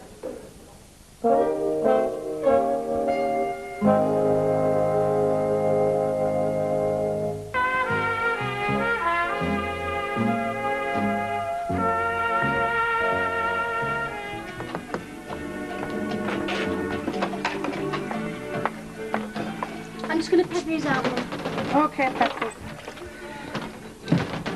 I don't know. It's put a real blight on things, hasn't it? I mean, there's our Sue starting her first job and she's not had a look in. Well, what can we do with a problem like this on his hands? I mean, I'm supposed to be at band practice tonight. There's no way can I face that. Can't you hear the door? You know, we're good about this all right. We're just bottling things up. And I'm not going to be happy until we get something sorted out properly. Dad, I think you best come. Is it Cliff about band practice? No, it's him, Terry Duckworth. He wants to speak to our Andrea. He's got a damn cheek he can speak to me, he. Harry, for God's sake, we don't want another slanging match on doorstep. Look, I'm sorry to come barging in, but I think I've got a right. There's only one right you're going to get, and it's this set in the teeth. All right, hold my hands up. I'm sure good hammering. What's for all this snobby stuff, this nose in the air business? Sue, fetch Andy, she's in the yard. Harry, cool it, right? As for you, Terry, you can sit down. If we're going to discuss this, let's do it like civilised people. That suits me fine. If the forgiver's not offering you a drink, and he would have had a poison. Oh, well, look what the cat's dragged in. Andy, give me a break, will you? You people seem to have decided I'm not human or something. Now, look here. Terry's got a point, Andy. You two have got to stop chucking bricks at each other. You've got to be grown up about this. You weren't shy of talking to me one time, were you? You said you could talk to me. We had the same sense of humour. Oh, I see. You've come to cheer me up, have you? OK, go on. I could do with a giggle. I mean, that's how all this started, isn't it? Having a giggle. Well, look, can we... I mean, is there any chance of us... Well, look, I don't want you all earwigging, do I? Mary flipping Ellen. It's getting dead miserable in here. What, were you suddenly struck down with rheumatics? Artery walking round with a face like a fiddle? I'd get more laughs at a funeral. I don't mind you won't, not when they read the will. All you're getting is the pigeons. Set foot night, are you? Laid there, swinging lead. Oh, I'll give you a treat. I'll cut my toenails. Only me. I'm after Iron, love. Oh, There, he looks comfy. Yeah, comfy. I am next door to a cripple. It's exposure, innit, from up the ladders. All my fibres are inflamed. Have you rubbed them with anything, Jack? No, I find if you just lie still and stay out of drafts, you know. Have you tried nettles? Because they do reckon if you grab a handful and you start whipping yourself, hey, listen, you know... kid, you will be popping in later for a jam, won't you and George? Well, we weren't going to go to Brixton, but yeah, I suppose we're popping. Oh, I would. I heard they're having a sing-song, you know. Got this fella coming down, supposed to be Red Aunt Spoons. Oh, great, well, we're coming then. Oi, hang about. How long are you going to be with that iron? I mean, if there's some music on, I might want a shirt pressing or something. Well, I'm sorry, Jack, but I've got a part to do. Charming. Them irons cost money, you know. Have you been in bottle? Look, I mean, if you can't afford, you can get one on easy terms. Better now, we'll buy you one for a wedding present. Don't you bother, Jack. I've got an iron. It's electric, it's steam heat, and it's got a maroon base. In fact, this is it. Well, have you done shaming me? Or is your foot still stuck in your gob? Me? Shaming you? You trying to tell me I don't bring enough brass into this house to buy a blessed iron? The element's gone. And now there's some music down at the pub and I don't have a shirt that doesn't look like a flipping rubbing rag. I reckon this is all a pose myself. Is that right? Yeah. I reckon you think you're being trendy. Oh, I see. Trendy. I thought you might mean I was being sort of forced. How do you mean? Trying to trap you into marriage. Then once I got the little gold band on my finger, well, it was all a mistake. They got the samples mixed or something. But you think I'm being trendy? Yeah. I think you're taking a sort of feminist line. I should have taken that 2 months ago. What you should have taken 2 months ago was precautions. Oh, that's a classic line, that is. God, if that's all you can come up with. Well, what do you expect, for Pete's sake, the way you're handling this? That's easy. A baby in about 7 months. I mean from me. Look, you know what I'm getting at. That's even easier. Nothing. Absolutely nothing. OK. Fair enough. But don't say I haven't offered to do the right thing. You can forget that and all. Look, I'm not saying that the right thing's getting itched, am I? What is it then in your code, supposing you've got one? I don't know, but it does include me having a bit more say, doesn't it? No, this is my problem. No, not entirely. Because to the best of my knowledge, it's the first time I've fathered a kid, and when it's to the girl next door in at a bargain... To the best of your knowledge, that says it all. A girl next door with my kid, what am I supposed to do? Just sort of slope off? Well, you've left home before, haven't you? OK, I mean, you didn't like the Paras, but there's always the catering corps. Oh, and I thought I was hard-bitten. Just leave me alone, that's all I ask. OK, fair enough. I won't be a pest. All I'm saying is don't treat me like dirt, that's all. Look, if the guys had the nippers, I could be blaming you, couldn't I? I could be shutting the door in your face. I mean, look, you weren't slow Look, to getting we slipped up. That doesn't mean to say we have to be tied together for life. That is not what I'm after. All I'm saying is I'm ready to do my share. OK, if you want to stick your nose up at me, that's fair enough. But I'm not clear enough, like I got you into trouble and I daren't hang around to face the music. If me living next door to you is inconvenient, I'm sorry. But I'm sticking around, girl.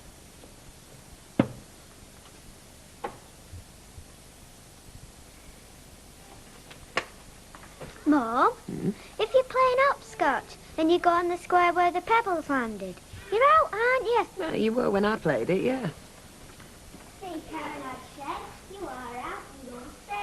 Blimey, I hope Karen don't think I'm biased. What happened to that other little girl? Samantha, was it? Samantha's a missing link all of a sudden. Did they fall out? Oh, no, nothing like that. Seemingly, they've moved out of the district altogether. Her and her mother. I see. Well, I can't say I'm sorry. Oh, I suppose she was a bit on the precocious side. Yeah, exactly. I mean, despite what you said at lunchtime, you must admit it's better to have her coming in asking questions about hopscotch rather than divorce. Divorces do happen, though, don't they, Ken? I mean, you can't insulate kiddies totally. They're bound to ask questions, especially when they've been affected. And like I was saying, surely it's important that they ask the right people and get the right answers. Oh, absolutely. Provided the questions arise naturally from the child's curiosity about her own circumstances. Well, isn't that more or less how they have arisen? Not entirely, no. No, it seems to me they were inspired chiefly by this Samantha, whose parents were obviously going through a rather messy marital breakup. Yeah, fair enough. But the question still came. In a way, I was glad they did. Yeah, well, I'd have preferred to pick the time ourselves. Yeah, maybe. But I still felt I had to explain what happens to kiddies when their parents split up. You mean you've been into all that? Yeah, this afternoon, actually. Oh, you found it easy with me out of the way? Oh, don't be daft.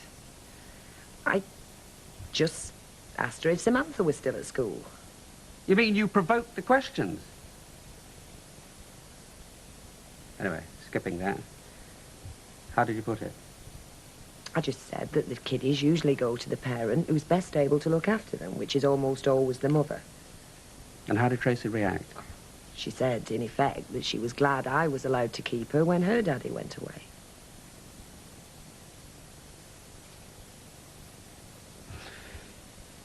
Well, let's hope that's a subject closed then.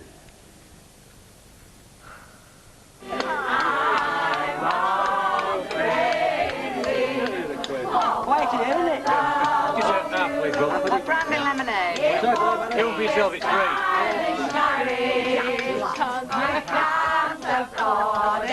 Who's this Daisy then, eh? I mean, she can't marry all of this lot. Hey, Chuck, you know what?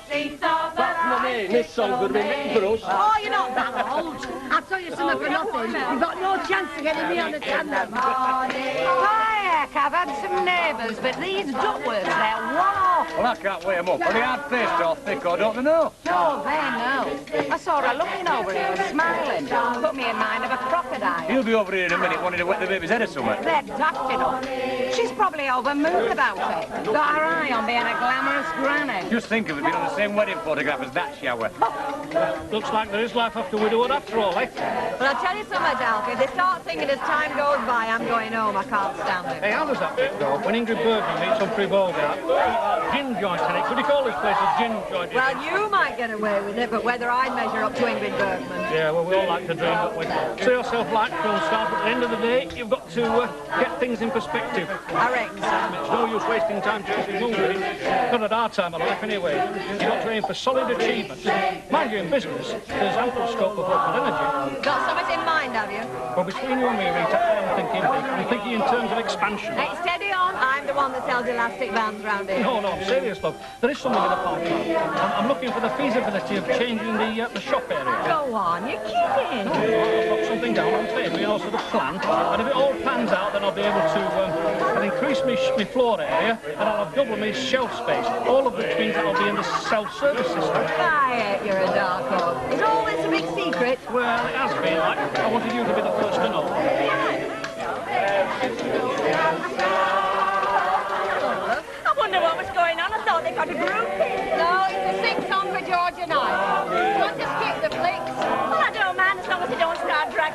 shucks. Come on, mate, the rain. Let's be having you get yourself a glass. It's all my fault, you know. Won't be for long. 20 quid goes nowhere. Could I have a medium dry sherry, please? See what I mean when the big drinkers get going. They're playing our song. It was inevitable. Hey, don't shop. Come and join the party. I mean, it's all free. I mean, until they do the help. Oh, come on, join in celebration. Sorry, we're on it move. Oh, come on. I know we've had the odd bang here and there, but I mean, it's for Ivy and George, isn't it? Oh, that's good. I thought it might have been for your charming son. Hey-o, why the acid, eh? What's the moan now? No, just leave it. Oh, come on, give the lad credit. I mean, he's done a wide berth for your lads. Yeah, which can't have been easy, where she chases him. Oh, that's the tale, is it? Not enough the little swine's got into trouble, then now what you're saying is she's asked for it. Your lass is in trouble? Well, Yeah. it's news to us. Nonetheless, it's a fact. And he ought to be ashamed of himself, a lad of his age and experience. Hey up, lady, fair dues. Listen, I don't like calling folk. But if you ask me, that girl of yours is no angel. In fact, a lot of people would say, well, she's blaming mad. But you can't plant this on our Terry. You can't tell me that he's the only lad that she's been with now. You rotten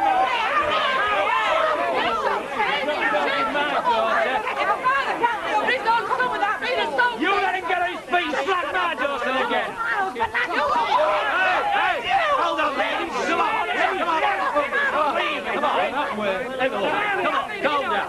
Oh, don't. Just calm Don't down. rough them, Clayton. Are you all right, love? There's no bones broke, is there? No, you did Lincraft, didn't you? What's the way you standing? What's it? Oh, I can think there were turkey on them sandwiches. No, it's turkey sandwich, isn't it? Teeth, isn't it? Your teeth? Is that crew at it again? I'm going to have my rates reassessed, I am. What was it this time? Well, seemingly, I mean, as far as we could gather, Terry Duckford's got the Clayton girl into trouble. Is that right? Well, I'm never. See, you'd think they'd be ashamed, wouldn't you? Not hanging out their dirty washing for all to see. And what's all this rowing going to do to us property values? Look, Michelle, I don't blame you. I sort of knew that you'd tell Kev and he'd... Just as long as you don't tell anybody else. I mean, to give Terry credit, he's not going to go spreading it around. I mean, Mum and Dad don't want people knowing. So, with luck, I can make my fatal decision without involving the whole world.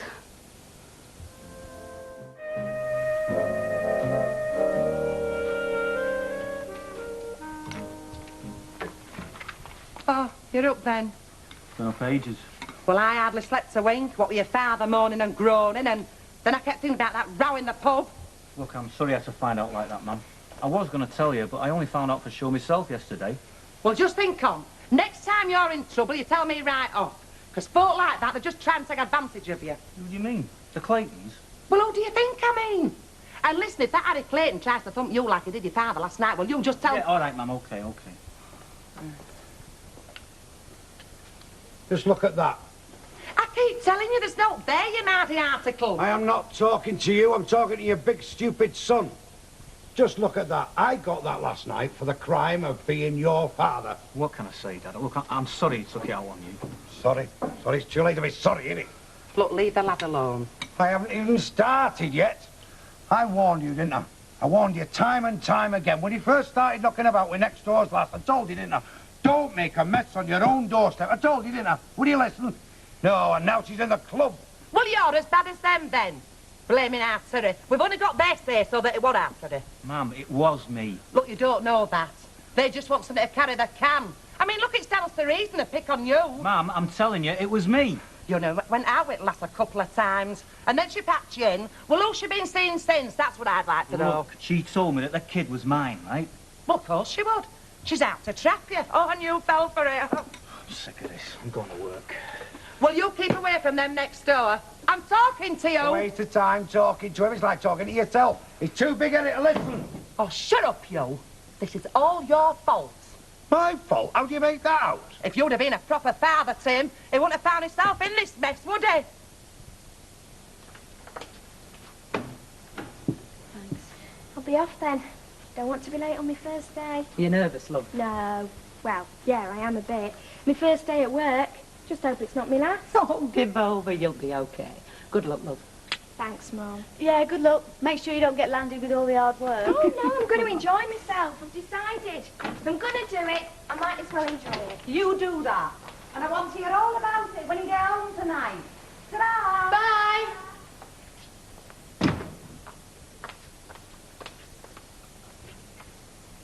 I take it you've not set out to her. What about? Your dad it in Jack Dillworth in pub. No, I haven't.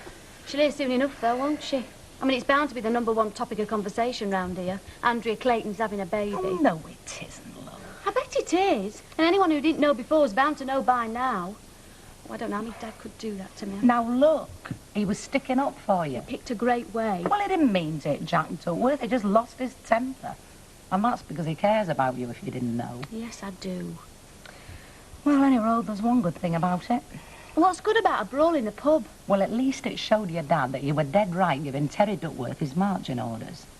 He said to me in bed last night, I understand what Andy was on about. There is no way she wants to be tied down with folk like that. Yeah, I suppose that's something. Yesterday was all for a shotgun wedding. Now, don't keep carping at your dad. Nor me neither, if it comes to that.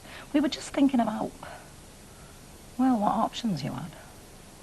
A wedding had to be considered, didn't it? No, it didn't. I told you right from the start I never had any intentions of marrying him. Well, that's neither here nor there now.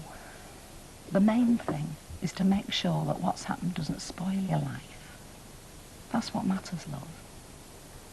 And it needn't. Now, look, I've been thinking about this. OK, the baby's coming. But that don't mean you can't go on with your education. Mum, whatever now, you're gonna just hear me out. Supposing you get the grades to go to Sheffield, like we hope you will, well, you'd have to put off going for a year while you had the baby, but then, well, I could look after it. Oh, Mum. Well, I'm at home all day. It's not as if I've got a job to give up. I brought up you when I was Sue, OK? I'm damn sure I can bring up another baby as well. You can go to university. And don't worry about your dad. He'll be all for it. Everything will be okay, love, you'll see. That's 10. You sure you don't mind, Al? No, I'll be glad of the change here. Hello, Hilda. I was very sorry to hear of your Andrea's trouble, especially the way it come out like that in the Rovers. That's another 5. Ah. Anyway, I hope she's feeling all right in herself, like. So she's got Mrs. Clayton to look after her, hasn't she? And if there's anything I can do, you've only to say, because you know where I am, don't you?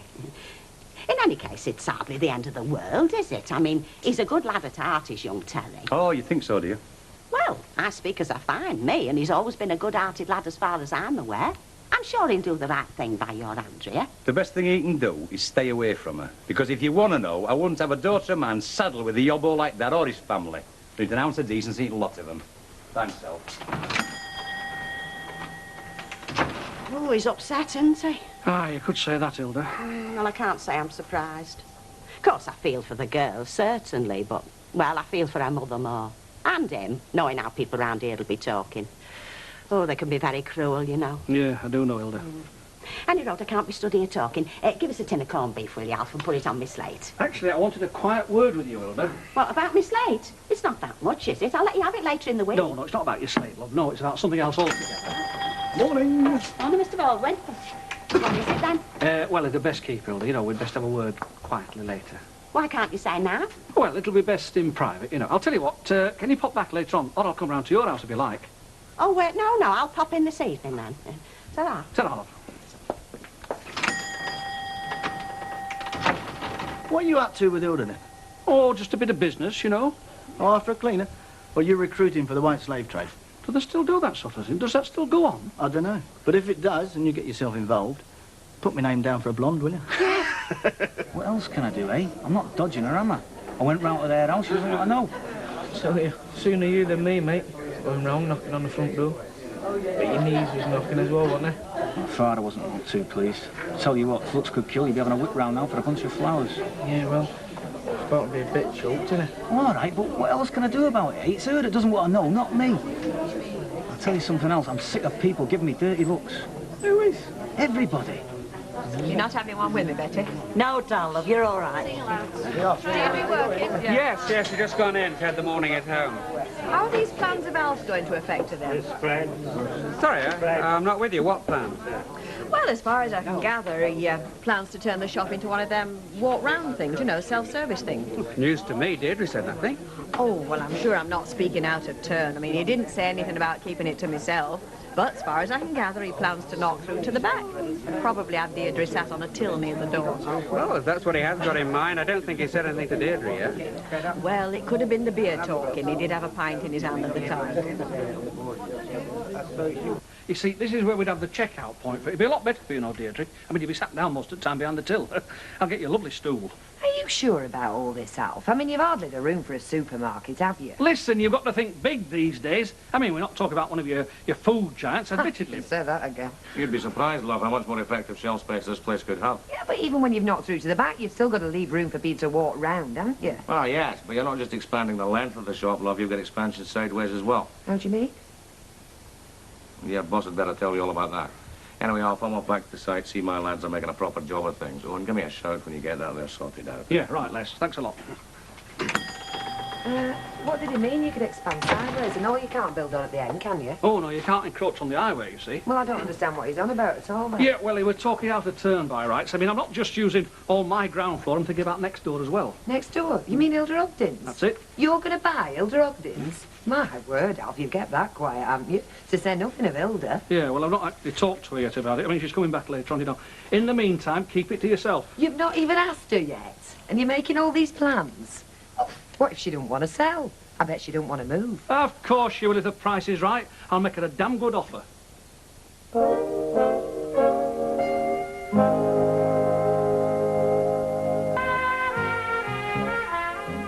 The bakery's at the back, you see. But I was in the shop at the front. I spent all morning making sandwiches. Great. I know what to ask now when I want a butty making. You'd moan if I made you a butty like we make in the shop. Why's that? Well, Mr. Buckley, he's the manager, you see. He put one of the girls on to show me how to do them. But he kept hovering about. Then he said, Janice, that's the name of the girl who was helping me. Janice, come here. Let the dog see the rabbit. You're putting too much ham in them sandwiches. For 40p, Janice, we give them a sandwich, not a banquet. Then he said, we are a bakers, you know. If you put too much meat in, they can't be tasting our excellent bread. Oh, he sounds a right meanie. No, he's all right, really. He likes me. He watched me putting the marge on the bread. Said I had a light hand. You're lying on your feet there by the sound of it. Yeah, it's all right. Well, it's a job, isn't it? I quite enjoyed my first day. I'll tell you what I've enjoyed. Watching our Andrew. Laughing while you were telling us all about it. First time I've seen a smile on your face, love, in a long time, and it does me heart good. I've watched you a few times, full of your troubles, and my heart's bled for you, do you know? I know, Dad. We're all with you, you know. The lot of us. One family. Yeah, I know. Well, we were having a talk today, me and Andy, about the baby and all. And what we were thinking was that she didn't have to forget about going to university. Well, she'd have to put it off for a year, but she could start next September or whenever it is, and I could look after the baby. Well, you've done a great job of these two, so who better? I said your dad wouldn't mind. Mind? What a heck is like. I think it's a great idea. Like your mum says, it's stupid throwing away all you've worked for. Yeah, I think it's a fantastic idea. So do I. I am quite looking forward to this baby. I've been telling the girls at work today. I'm going to be an auntie. When they heard her story, they gave Gelda a dress of silk and velvet, some fur boots and a big warm muff. They lent her a golden coach with a coachman. Hiya, family. Hello, Mum. Hello, love. How was school? All right. Oh, only all right. Fair enough. Work was only all right, too. Hello, love. Hi. Thanks for picking her up. Oh, my pleasure, my pleasure. Fancy a cup of tea? No, thanks. I think I'll wait till we eat. Sausage and chips, do you? Great. Oh, listen, love. Will you drop this in at your Auntie Annie's? Right. It's a good girl. Don't be long, though. I'm just putting tea on. Listen, you will never believe what Alf Roberts has got up his sleeve. I mean, keep it to yourself. It's strictly hush-hush. No, wait a minute. Let me guess. He's going to turn the shop into one of those mini markets. My God, Ken, how the heck did you know that? Oh, we Ace reporters have our sources, you know. My spies are everywhere. No, Rita tipped me the wink, actually. Alf told her he wanted to expand. I bet you don't know where he wants to expand, though. He wants to buy Hilda Ogden's and knock through. No, I didn't know that. You're not the only one. Neither does Hilda. Yet. Hey, I'm glad I've seen you, because I wanted a word. Why, what's that? Well, I've been worrying about your Terry.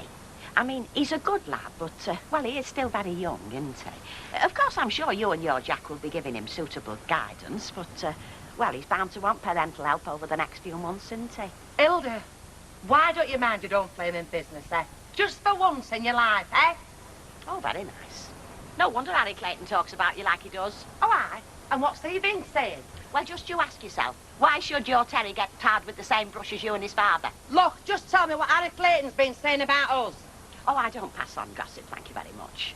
But I wouldn't like in-laws like you lot, neither. Oh, hello, Hilda. Thank you for popping round. I don't want folk popping in for a few minutes. Do you want to come through to the house? Well, whatever it is you want, can't we settle it in here? Ah, of course we can. I just thought you'd be more comfortable through there, you know. Do you fancy a cup of tea? No, thanks very much. I've not got a lot of time, you see. I'm in the middle of getting Kevin's tea ready. Oh, right. Well, I'll come straight to the point then. I am thinking of expanding the shop. The point is, Hilda, whether I do or not depends on you. Me? Yes, because if I'm going to expand, I need to knock through into your house. My house? So how do you feel about selling it? Now, before you say anything, let me just say I will pay you more for it than if I wanted to live in it, because this is business, and I need your house. If I don't get it, bang all my plans. Yes, but... No, let me finish. Now, how much would you expect to get on the open market? £10,000, say? 11, top price. I don't know. Anyway, whatever it is, and you can always have it valued to see what it is, I will pay you more. You get the market value plus. How do you mean plus? Well, plus, say, another £2,000. Now, think about this, because it's very important for you, Hilda. You see, you could have another house just as good as the one you've got, and you'd still have that extra money to play with. Well, I'm dropped on. Yes, I know, love. I know. It's not something you can make a snap decision on, is it? No, just do me the favour of thinking about it. That's all I ask. Oh, yeah, I will. I'll think about it, all right. I want to know exactly what her next door said when you went round there. Well, I can't remember her exact words, can I? Oh, yes, you can. Now, come on. Well, it's like I told you. She doesn't want anything more to do with me. How many more times? She's told me there's nothing more she wants from me. Oh, not now, there isn't. Well, you wait till that kid's born. You're going to be paying from then till it's 21. You're going to be bled white with maintenance, mate, for it and for her. You want to demand a blood test.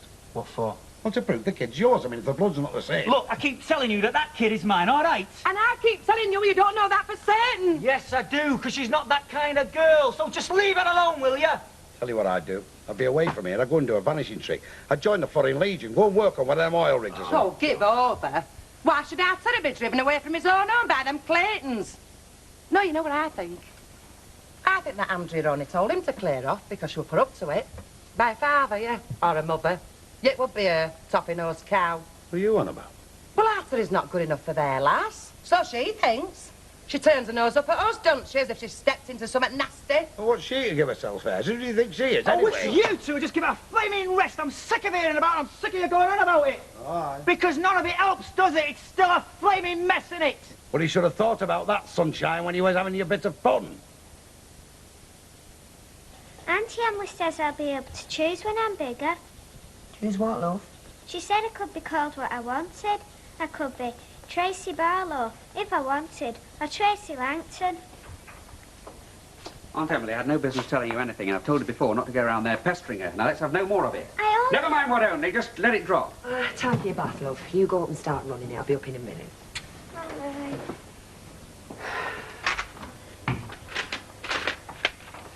I know, I shouldn't have jumped on her, I'm sorry. Well, it's not me you should be saying that to. It's Tracy. Yeah, I know. I will. What's the matter with you, anyway? Why do you keep snapping at her? I mean, I know you get niggled when she goes on about her name. Yeah, I do. It upsets me. Oh, well, we can see that. It's obvious, but I don't understand why. Yeah, I mean, kids are curious, aren't they? She is bound to ask questions. I know. It's just that, well, since she started going on about her name, you know, being curious about why she's called Langton and we're called Barlow, I get a bit frightened. Of what? Well, I think of it as ours, you know, yours and mine. I mean, I know she's not mine, not truly, but I think of her as my daughter, my own daughter. I couldn't care more for her if she was our own. I know, love. You've been marvellous. And we've always been very close. But I think that, well, now she's getting curious about her name. She's asking about Ray. She'll be thinking differently about me, won't she? Is she going to pull away from me? I don't want that. Oh, no. One large scotch. Oh. You reckon I could tap him for a rise? Oh, Baldwin? Oh, you know chance. Well, I could tell him I'm going to be a married man and ask him what he's going to do about it. Will he try and put you off? He's one of nature's bachelors, is Baldwin, like his father before him. Hello, girls. Vodka and tonic and a medium sherry. Right, how's Lady? Oh, fine, thanks, Betty. I was all for stopping in tonight, but she would insist we come here. Been hoping for a rematch, I think. Harry Clayton in the red corner, Jack Duckworth on the floor. Take no notice, Betty. I did not enjoy last night's exhibition. Oh, you lie. You told me they ought to do it properly. Stripped to the waist. Oh, I never did. Oh.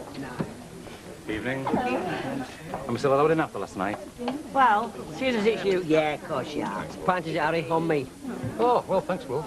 Yeah, I enjoyed watching you last night. If you do it again, you're on a large scotch. Hey, I'm begging him on. You're okay, Betty. It won't happen again, love. It's not my style, is that? And I would like to say sorry, especially to you two. Get all right. Forget it. So that's why you want to have a word with me, eh? Yeah, that's right, Mr. Baldwin. You see, I don't know much about these things, property and buying and selling and that, so I was hoping you'd advise me. Yeah, sure, loved it. So, he wants to buy your house to expand his business, but that puts you in a very good position. What's he offering? Well, he said the market value plus £2,000.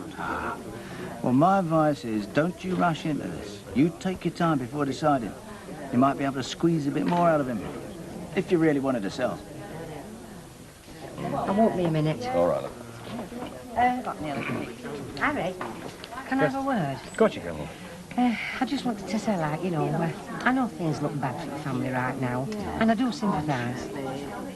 Thanks, love. But can't help thinking, no matter how black things look now, when that baby comes, so what all trouble you've had, you'll be that pleased, love. Because, I mean, a baby's a blessing, isn't it, when all's said and done? Well, an absolutely tremendous race there, and the battle between John McAllister and Chris Topham, the honours are fairly even. So well done to them both, indeed well done to all four contestants. That was a super race, and we shall enter all the points won into the scoreboard. And at the end of round 2, we have come a and clear sit down, leader love. with a maximum Krypton factor of Do you want a 20. cup of tea? Is the No, Tar. 1981 Gone champion right off by the tea. Aberdeenshire. Sue gone out? Yeah. Gone to tell her mates all about her first day at work. And your dad's gone to Rovers. I didn't fancy it. Mum, you know what you were saying about you'd bring up the baby and all that when I went to university? Yeah. Well, I appreciate it, I really do. And not just you, but Dad and Sue. You've all been great. We're a family, love. That's what families are for, helping each other. But it's not right. I don't see why you and me Dad should have a load of work, trouble and expense. I can't do that to you, it's just not fair. Well, you won't hear your dad and me complaining. But I don't think it's right that you and my Dad should have to carry the can for my mistakes. I don't see why you should get landed. If you've got a chance of going to university, me and your dad don't want you to miss it. I don't have to. There's other alternatives, you know. What do you mean? Well, I don't have to have the baby, and I think that'd be the best way for everybody. I hope you don't mean what I think you mean. I'm talking about an abortion, yes. Andy, love. Oh, Mum, you can't say it's going to be a happy event, this baby, can you? I mean, it's not what I wanted, is it? Or anybody. And you're not getting rid of it. I mean, well, everybody'd know. Have you thought about that? I mean, they all know you're having a baby. It's not everybody that's pregnant, is it? And it's not you, Mum, it's me. And it's me that's going to decide what I do about it. Well, if you did sell your house over, have you thought where you'd move to? Oh, I've been thinking about it, yeah. Buy a little house round here somewhere, would you? I noticed there was one for sale on the street next but one. Leave you quite a few bob over to spend on holidays or whatever you wanted to. Well, I don't know about that. What I would like is to live near our Trevor. That's my son, you know. And the kiddies. Well, of course, they're hardly kiddies now. They're getting quite grown up. I don't see as much of them as I'd like. Where they live? Chesterfield. It's quite nice round there. I see. Well, I suppose I better start looking for a new cleaning lady. Oh, yeah. You and Mrs. Lowther and Bet Lynch. You'd all be looking for a new cleaner. What are you doing down here? Oh, I couldn't sleep, could I? Well, how long have you been up? Since Dad went out. I hadn't had a wink any roads. I thought I might as well come down. Now, look, Andy. Oh, leave it, Mum, please. Well, I'm only doing my best, love. I know who you are, but it's my baby, Mum. I'm the only one who can decide whether I want to keep it or not. So you're still thinking of getting rid of it? Well, like you say, it's your decision. But just make sure you're 100% certain, because once it's gone, I don't want you doing out hasty. Out you'll regret. It's a bit late for that, isn't it? You don't want to go, you don't have to, you know. Oh, no, I didn't say that, did I? No, it's just that I always reckoned I'd see the rest of my days out here. This offer from Alf Roberts has come right out of the blue. I'm just saying, I mean, if you want to stop here, just tell him what he can do with his brass. I mean, this is your home. Tell him straight. I mean, there's some things in life that are worth more than a few quid in the bank, eh? Like what? Well, memories, I suppose. But this place holds quite a few for you. Oh, yeah, it does. Not all bad, neither. No, we had some good times here, me and Stan. Still, you can't live the rest of your life on memories, can you? I mean, I've got my grandchildren growing up, and I'm missing all that. Now, if I was to take Alf Roberts' money, I could move a bit nearer to him, couldn't I? What? Chesterfield, you mean? Well, why not? Not a lot to keep me around here, is there? Not anymore. Oh, it's lovely, Ken. Oh, thanks very much. Oh. All right, so, if you've nothing better to do tonight, Mrs. Barlow, I hear the new wine bar in the precinct is well worth a try. Well, if you'd sooner go there than have a nice cosy evening in. I mean, soft lights, sweet music, cosy little candlelit dinner for two. Oh, well, when you put it like that, I haven't much choice, have I? What time should I book the table? Come here and hit it. Hey, you've got a job to go to, you know. No, do you have to remind me? Yes, I do. And if I don't get Tracy up, Alf will think I've deserted and all. Yeah, has she said any more about that little chat she had with Emily? No, she hasn't. Not to me, at any rate.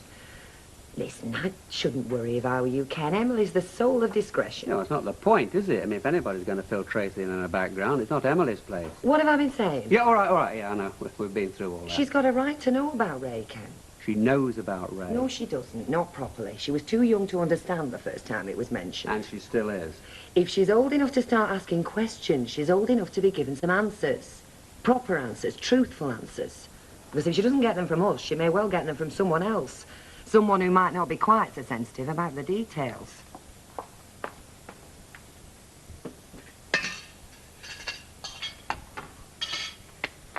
Hey! I thought you liked working at this shop. I'm coming, Auntie.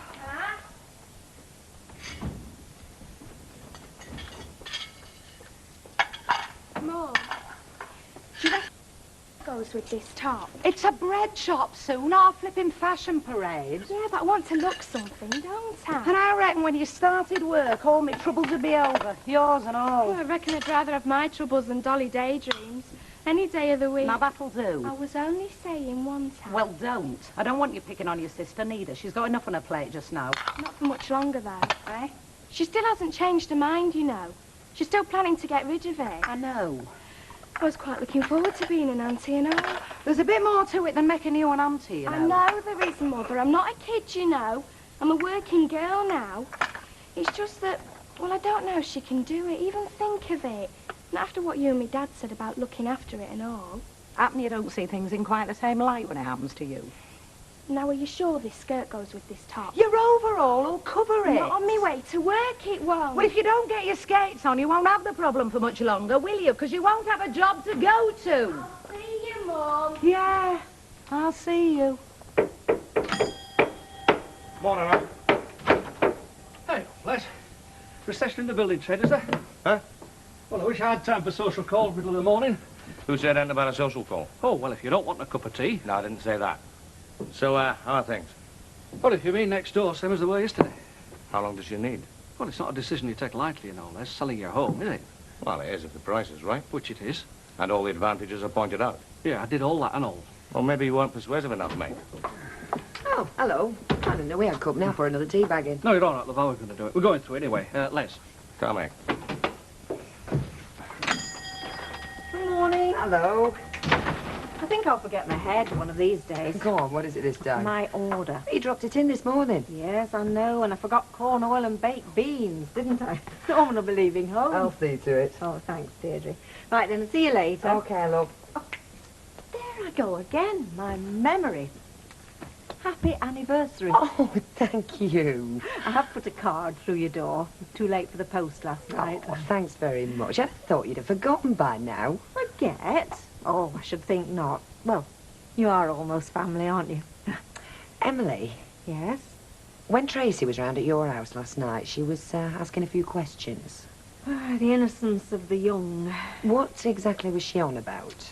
Divorce, would you believe? Divorce. What happens when mummies and daddies split up and why they get married in the first place if they didn't really like each other. I thought for one dreadful minute she was on about you and Ken, but it was her little friend from school. Samantha. That's her. Actually, I was more interested in what you said about me and Ray. Tracy said you'd been telling her something about her name. Oh, that. She did mention it, yes. She asked why she couldn't be called Tracy Barlow all the time. I see. I glossed over it, of course. I mean, isn't my place to go into details, is it? It's yours. Yours and Ken's. Yeah. Yeah, that's right. Is that you, love? No. It's your husband. Oh, you daft beggar. I was wondering where you'd got to. Late back at dairy, wasn't I? I've had one of them mornings when the whole world and his missus wants to pass the time of day with a friendly neighbourhood milkman. And me with my feet throbbing away like two dirty great steam hammers. On you, Todd? She's upstairs. How is she? About the same. Look, I know how you feel, love, but if she don't want it... She doesn't know what she wants, does she? She's not thinking rationally about anything just now. Certainly not straight enough to make a decision as to whether her baby should live or die. Well, it's not going to help matters us sticking our oar in, is it? It's Andy's baby, it's her decision. So, we just sit back and do nought. We do what we said we'd do in first place. We stand by her. Give her a chance to get back on her feet. Whatever she decides. Been about as much fun this dinner as a boil on a bum, do you know that? Oh, I'm very sorry, Kevin. I just happened to have sent me baggy trousers and my big red nose to the cleaners. Yeah. Where's it getting you? Tell us that. What? Get yourself all knotted up over that, Andrea. I'm not getting knotted up over nobody, except this furry little grease monkey sitting not a million miles away from here. So just knock it off, eh? What more can you do? I mean, you try to get through to her. You've told her you want to help her with a kid. She's not interested. So you're off the hook, aren't you? What's wrong with you? Most lads would be laughing a little cotton socks off. I'm not most lads, am I? Andrea wasn't just another one-night stand. I happen to think a lot of her. Okay, so you fancy her. I still do. Still don't alter the fact that she's not interested. Knows her old lady, knows her old fella. So from where I'm standing, that adds up to an ident of nothing in anybody's books. Not good enough for her half, son. Who does they think they are, any road? Her old fella never wanted me to wed her, you know. Get away. Oh, it's right. Yeah, he reckoned he wasn't fit to breathe the same air as me. He wanted me to fetch up with a fellow with a bit of good standing in life. He did. Aye, like that spotted beanpole of a fella you were knocking about with when I first met. He had some standing in life, didn't he? He used to stand behind the bacon counter in the co-op. Do you know, her old fella got on his bending knees and begged me to pack her in. But would I listen? He doesn't mean it, lovey. None of them do. They're all at it. I bet he never knew what real happiness was until he walked you down that aisle. Very true, Betty. Too flaming late then, wasn't it? Shut up, Joe. Come on. Yes, I think I'll have a medium sherry, please. Sherry? At dinner time? You're pushing the boat out a bit, aren't you? I suppose I am, but honestly, I feel I've earned it this morning. Don't you ever feel like that? That just once in a while you think you've done enough to sit down and pamper yourself, even if it is only to the tune of a medium sherry. Yeah, I do. I promised myself that one of these days I shall do it and all. Trouble is, I'm such a flipping liar, love it.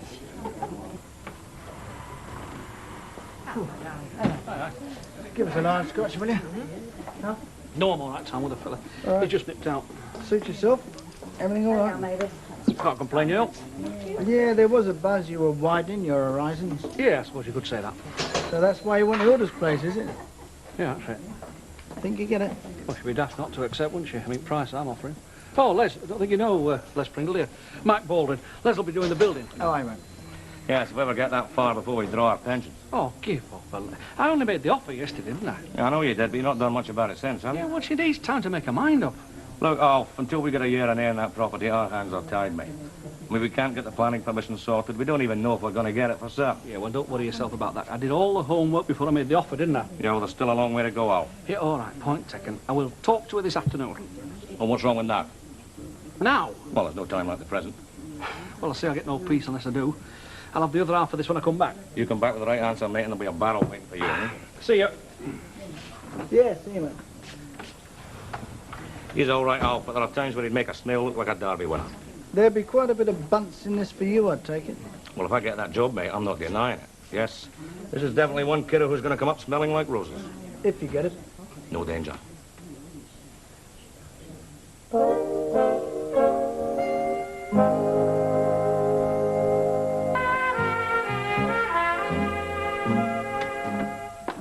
Have you seen my handbag? I took it upstairs, love. It's on the chair outside of your bed. Oh, tough. Way up. Out. Out where? Don't worry, I'm not going to chuck myself in cutter out like that.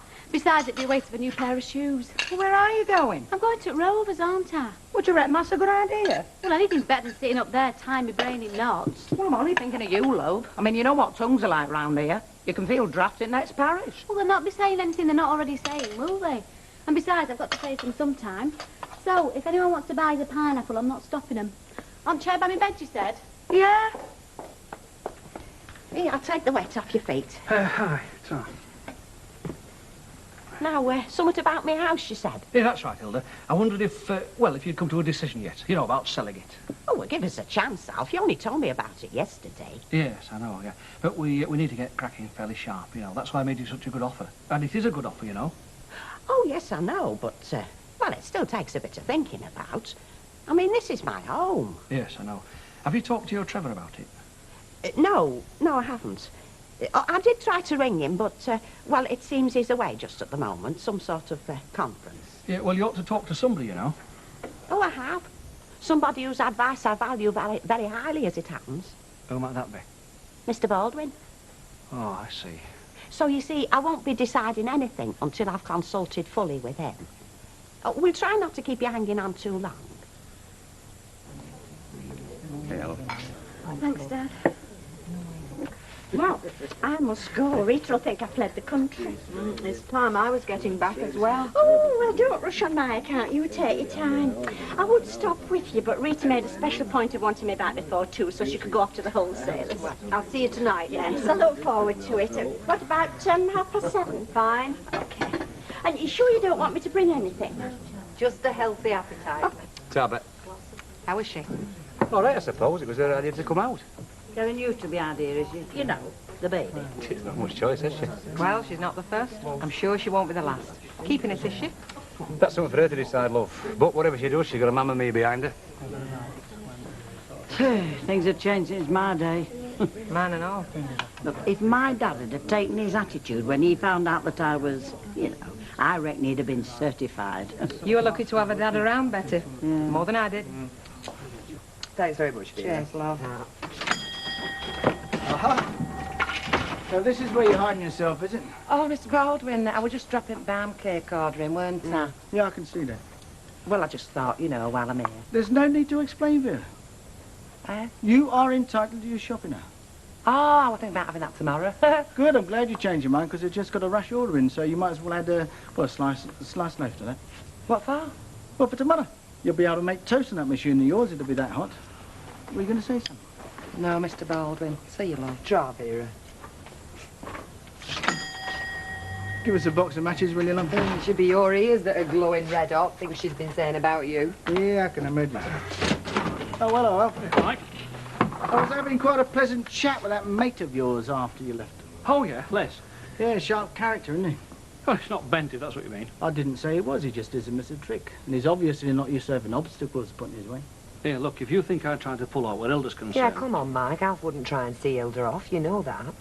Yeah, I think I do. I'm not 100% sure about his mate, though. Look, you need have no worries on that score, believe me, because I've got Hilda's interests at heart just as much as you have. Good, good. In that case, you won't have any objections to me keeping an eye on things, will you? See you.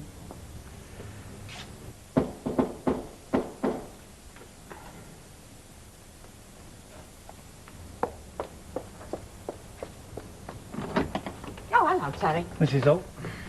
Kevin won't be long. Yeah. It's 1:30. Yeah, I know, but if I stop in the house another minute longer, listen to me mum slagging off the Claytons, I'm quite likely to end up on a murder charge. Okay, be 5 minutes. Right. Come on through. Cheers. Well, things no better then. Better?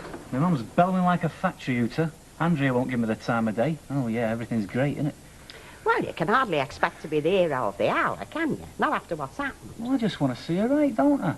I want to be able to do something for her and the kid. I mean, it's as much my responsibility as it is hers, isn't it? But will they listen? I mean, can you imagine how I'm going to feel with my own kid growing up next door to me? Never been allowed to go near it, to touch it, to do anything for it.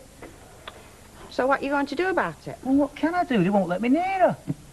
Well, by heck, Terry Duckworth. If you feel that strongly about it, and you're going to give up that easy, you're not the lad I took you for. Sue, if you want to live, get a move on. Coming!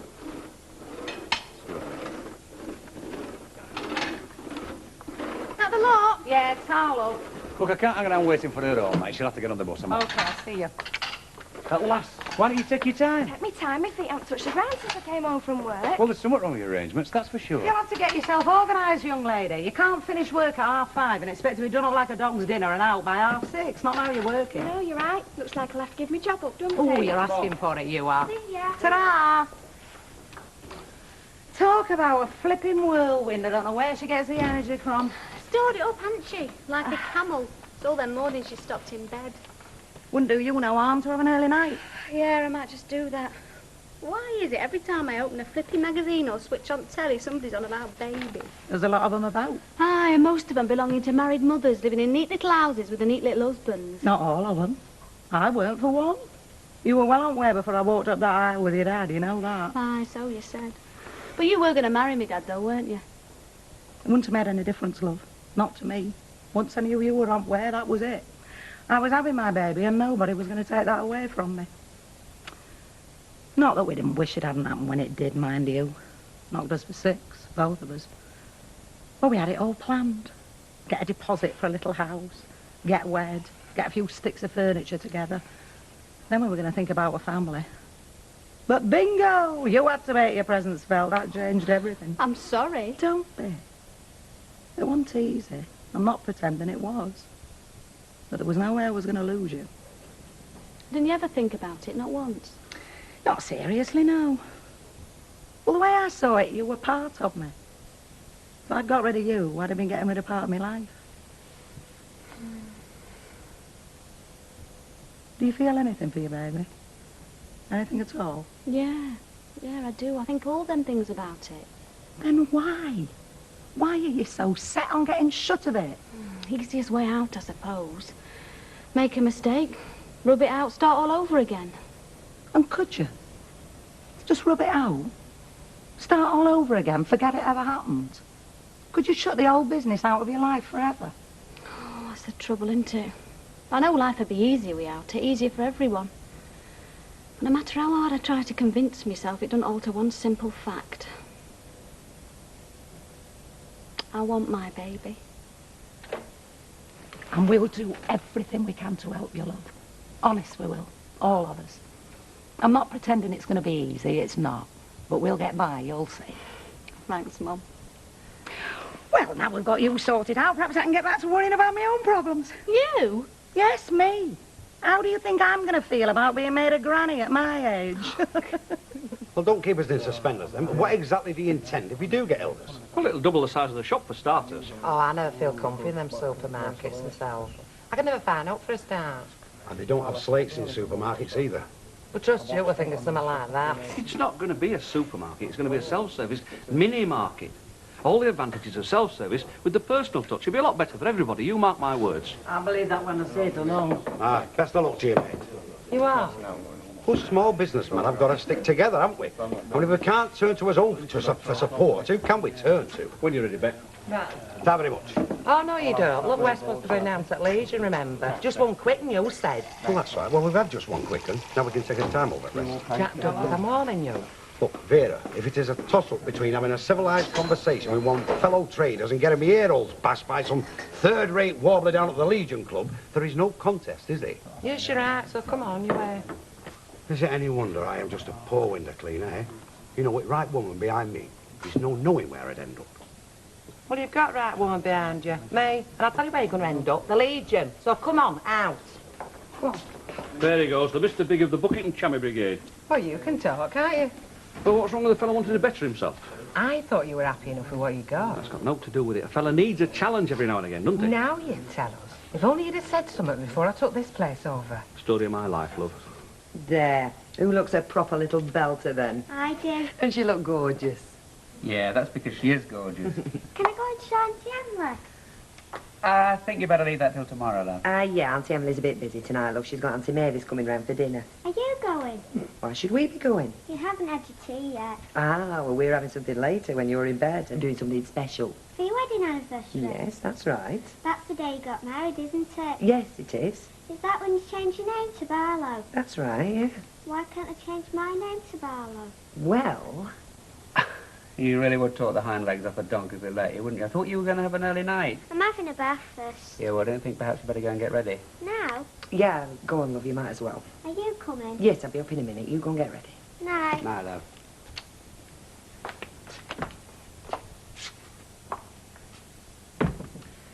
Well, you handled that superbly, didn't you? I mean, she handed you the chance on a plate, and what did you do? I still don't think the time is right. She's not a baby anymore, Ken. She's an intelligent girl. She is capable of handling a lot more than you give her credit for. That's not the problem, is it?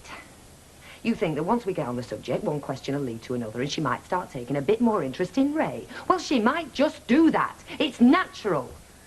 Honestly, Ken, if you think you're going to get your nose pushed out, well, don't you think you count for anything in her life? Okay. That's the way you feel. There's not a lot more to be said, is there? You want to tell her, you go ahead. You think you know best. I don't think, Ken. I know. I mean, she is my child, you know.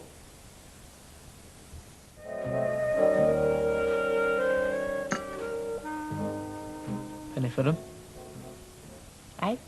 You've been on a different planet ever since you got up this morning. Oh, yeah, well, it's this offer of Alf Roberts, isn't it? What about it?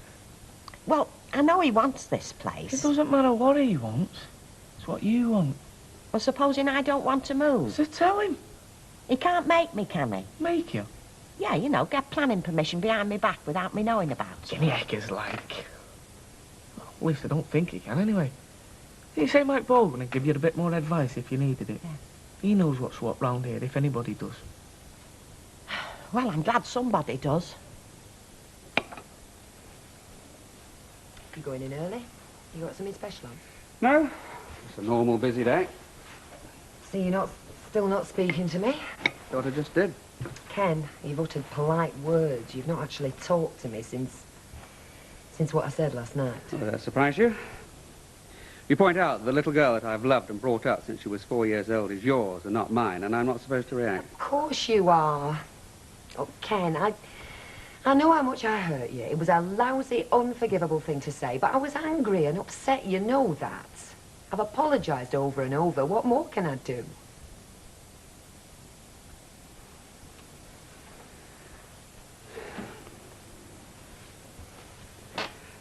I remember a conversation we had a long time ago. We'd been married a couple of months. Emily just bought Tracy a new school satchel, and Uncle Albert said he put a name on it for her. I remember. We'd written to ask Ray about legally changing a name from Langton to Barlow, and Uncle Albert was sticking his nose in, as usual, and saying he couldn't see why we even bothered consulting him. And you said, he is Tracy's father, Uncle Albert. And I said, no, he's not. You are. You are, Ken. In every way that matters. Except you think I'm ducking the issue? Yes, I do. I think she's ready to be told about Ray, about what happened. I think she can handle it. It won't change the way she feels about you, love. I know it won't. Lisa Wilcox has got her own ice skates. Yes, I know, love. You've told me about 6 times. They're brilliant. She's having lessons. Can I? Love, you've been twice. Let's see if you like it a bit first, shall we, before we go splashing money like that out. I will. I know I will. I promise. Dad, can I, please? We'd better leave that to your mother to decide, love. Fine. Now, come on, Dolly, use a little love for a dad, then, eh? Dolly Palm, been a bit off her food, you see. She likes a bit of coaxing, just like people, you know. Better than people, they don't give you no back chat. You've got some of there, son. Jack! Definitely. You want to get a place of my own? What I want is a dog. Yeah. Yeah, not a chintzy little thing, but a proper dog, like a boxer or an Alsatian, you know. Jack, have you got dead for summer? Sometimes I wish I had. Hey, Sue, Yeah? can I have a word? What about? You wouldn't do us a favour, would you? Give your Andrea a message. Look, I can't get involved. I'm not involving you, I just want to talk to her. I need to. Surely you understand that. Yeah, of course I can. It's a bit of a mess, isn't it? How is she? She's okay. Better than I'd be if it was me. Look, I've got to go. Just tell her I want to see her, eh? Tell her I'll probably be home at dinner time. And if she'll pop a message through the door, let me know exactly where and when. There'll be nobody home. Will you? I don't know if it'll be of any use, though. Just pass the message on, will you? Hey, Sue. Thanks a lot.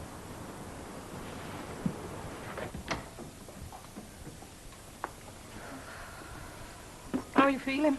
Oh, all right. A bit queasy. I didn't think it started this soon. Well, it'll pass. It's just something you have to put up with. With me, worst thing, we're cramping my legs, funnily enough. You know what makes me madder than out? It's been such a cliche. Doing something that so many other stupid girls have done before and knowing I'm just as flaming stupid. Well, if you were stupid, love, then so was I. The only thing was, it wasn't quite so easy as it is now for a girl to take precautions. I told you, we didn't plan it. It just happened. Yeah, it usually does. And when you're young and healthy and all them little hormones get going, well, you're not so much being stupid as doing exactly what nature intended. You can't really blame yourself. There's a lot of folk older and wiser than you can't fight them sort of moments. Thanks, Mum. What for? For being so understanding. You and Dad. I mean, you could have said, take your little bundle and never darken our doorsteps again. Well, my mum and dad didn't say that to me. Mind you, there is one thing that would have upset us. Yeah, I know. I told you that part of it's over. Hey, madam, hadn't you better be getting off to work? In a tick. Well, I am, if nobody else is. I got a couple of bridesmaid dresses to finish for Saturday. That's one problem I won't be giving you. I've just seen him in the back. Terry. He says he wants to see you. Just let him know where and when. I'll drop a note in if you like. No point. I've told him we've not to talk about. You're really dead tough, you, aren't you?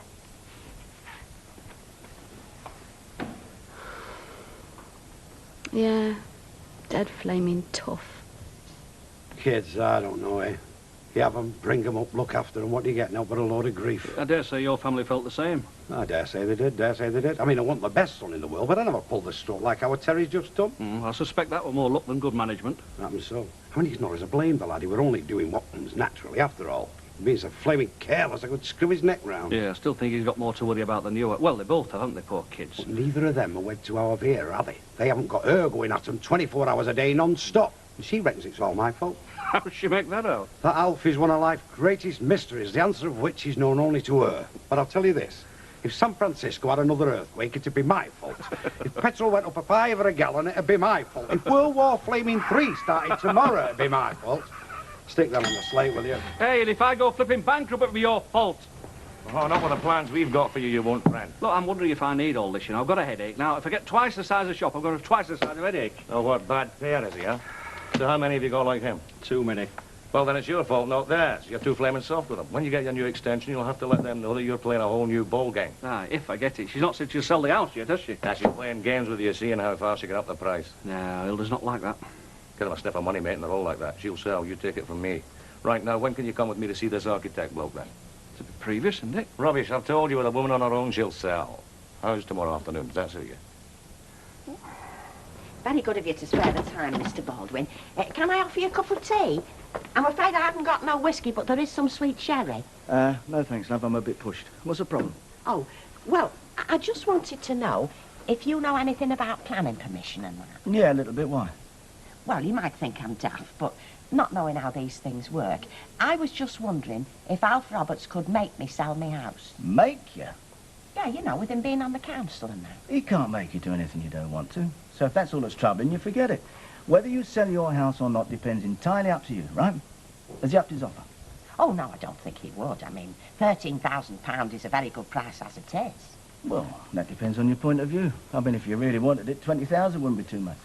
Oh, I could never ask that. I'm not suggesting you do. All I'm saying is he'll pay you whatever it's worth to him, which may be a little bit more than he's offered already. So, you stick out. I suppose he must be pretty keen if he's already applied for planning permission. Ah, well, there you go. Right, well, if that's it, nothing else, is there? Oh, no, no thanks. What do you think you do, Hilda? Will you sell your house? Even if he doesn't up his offer? I don't know. It is a lot of money. But this is my home, mine and Stan's. Oh, I don't know, Mr. Baldwin. I wish he'd never brought the whole thing up. I feel sorry for Mrs. Ogden. Been all of a dither since the self-sewing business. I can't believe it. I mean, what does he want a bigger shop for?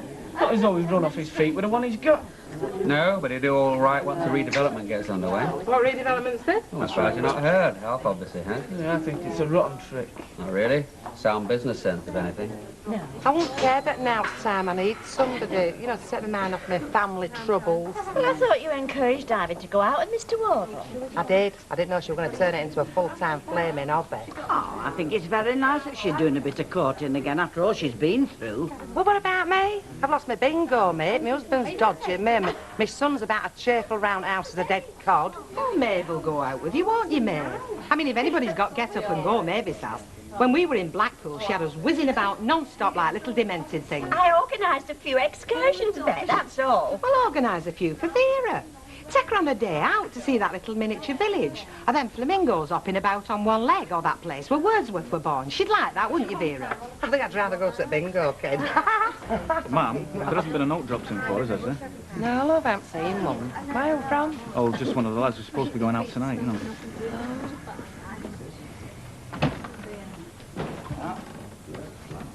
Mr. Clayton, can I have a word? Terry! I'd keep out of this if I was you, Vera. He's a grown man. Well, what's it all about? I think our Andy has indicated exactly how she feels, Terry, so there's not much more to be said. She said she doesn't want to marry us, yeah. But we haven't discussed money, have we? Money? Yeah, the baby's not going to survive on thin air, is it? Somebody's going to have to support it. I'm prepared to do my share.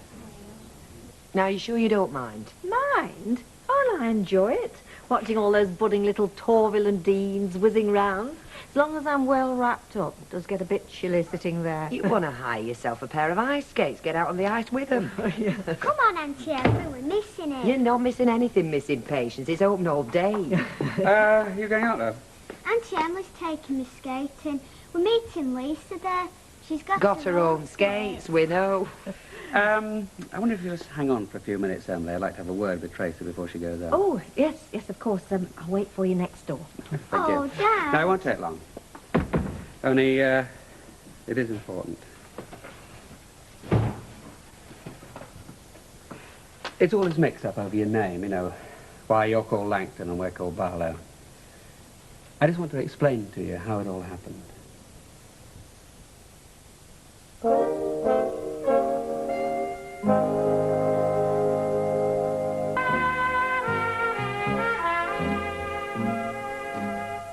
So you see, love, we did write to your real dad and ask if we could change your name to Barlow. Your mum and I just got married and it seemed the right thing to do. We didn't tell you about it at the time because, well, you were only 4 years old and we didn't think you'd understand. But do you understand now? What did he say? Ah, yeah, well, that's the point. You see, he didn't very much like the idea, and legally, you know what I mean? No, well, doesn't matter. He was within his rights to keep your name the same as his, Tracy Langton. Which is why on all official records, like the school register and so on, you're still Tracy Langton. But here, at home, and with all the people who know you, you're Tracy Barlow. Because you're our little girl. And we love you. But you are my real dad, not him. Of course he is, love. Because he's the one who cares about you and looks after you and worries about you. What's written on a piece of paper isn't important. It's the way people feel. Do you understand? I think so. It's like, first I had one dad, now I've got another. I won't have any more, will I? Oh, I sincerely hope not, love. No, no, you won't. Can I go then? Yeah, and enjoy yourself. Hey, and listen, if you're any good, who knows? We might just manage to buy you your own skates. Honest? We'll see. Can I tell Lisa about what you said? She's my best friend. About your name? Well, if you think she'll be interested. About getting me own skates. Oh. Thank you. You see, it wasn't so difficult after all, was it? And I told you it hasn't made the slightest jot of difference to the way she feels about you. Well, that young lady's certainly got her priorities right, hasn't she? I skate. Well, she's practical, just like her mum. Come here. Well, I don't see why we have to go rushing around to see this architect bloke. We've got nothing concrete to go on yet. Look, I told you, I'm going to pop in and see her, this Mrs. Watson. She'll deal with me. She knows you too well, that's the trouble. And you know what they say about familiarity. Look at them two plotting, like the flipping brokers men. Alf's all right. I'm not so struck on his mate. Well, it doesn't bother me. If Ken's right and they are redeveloping round the corner, it'll all mean more trade for us. More work. Come, Betty. Is that an attitude to have? I mean, work should be a challenge. You should roll your sleeves up and shout, let me at it. Now you do, you mean? Well, I would if I went in the right line to suit my particular talents, but I just haven't found it, that's all. How about a tester in a mattress factory? Have they have them? Do you have a good time? Brilliant. I never fell down once. Tracy? Well, only a bit. It was dead good. Can I go again? Well, I'll leave her with you. I've got to get back and get Norman's supper on. Is everything all right? Oh, yes, everything's fine, thanks. Tracy, say thank you to Auntie Emily for taking you. Thank you, Auntie Emily. Oh, it's a pleasure, love. Right, bye. Bye, love, thank you. Can I have a nice lolly? Go on, then. Bet it's about the 5th one you've had. There you are, love. Will he come back? Who? That man, Mr. Langton. No. No, he won't, love. Why did he go? Well, we just decided we didn't want to be married anymore. Well, not to each other, anyway. We were very young, Trace, and when people are young, they sometimes make mistakes. Didn't he want to be my daddy? Oh, yes, he did. We both wanted a little baby very much, and when you were born, we were very happy. It was just afterwards that... Nothing to do with you, love. We both loved you very much. We just stopped loving each other. Will you stop loving me? Never. Never, never. Oh. Although if you keep going on about these flipping ice skates, I might go off you just a little bit. Aye, having a cuddle. Oh, yeah, nothing like it. How are you, love? How are things Oh, going fine, considering. on? I didn't mean... Oh, no, it's all right. It's not mentionable, you know. I mean, I am pregnant. It's not exactly something I'm going to be able to keep a dark secret. And besides, I don't want people treating me as though I just died. Oh, of course not. And it will be all right, you know, love. These things do have a way of working out, no matter how unlikely it seems at a time. Yeah, I do know that. Thanks. Right, then, I'll have one of them that she's got. There, you see. In spite of all my grown-up troubles, I'm still just a kid at heart. Oh, Flower, aren't we all? There's a girl at work whose brother's in a pop group. They're going on a tour of the Middle East and they need someone to go along as a sort of general assistant. No. No, what? No, you're not going. Did I say I wanted to? Dad, did I? I just thought I'd let you know that some people get chance to do dead exciting things. Well, there's no wrong with job you've got for the moment. And if you ask me, there's nothing particularly exciting about trailing around in the Eton flies, being General Dog's body to a bunch of shaved-head yobs. The heavy metal. OK, long-haired yobs, then. Now get yourself washed up, tea's nearly ready. Hang on a bit, love, will you? Eh? Well, Andy's not in yet, is she? Well, she'll be here in a minute. What's up with you? I'll get that.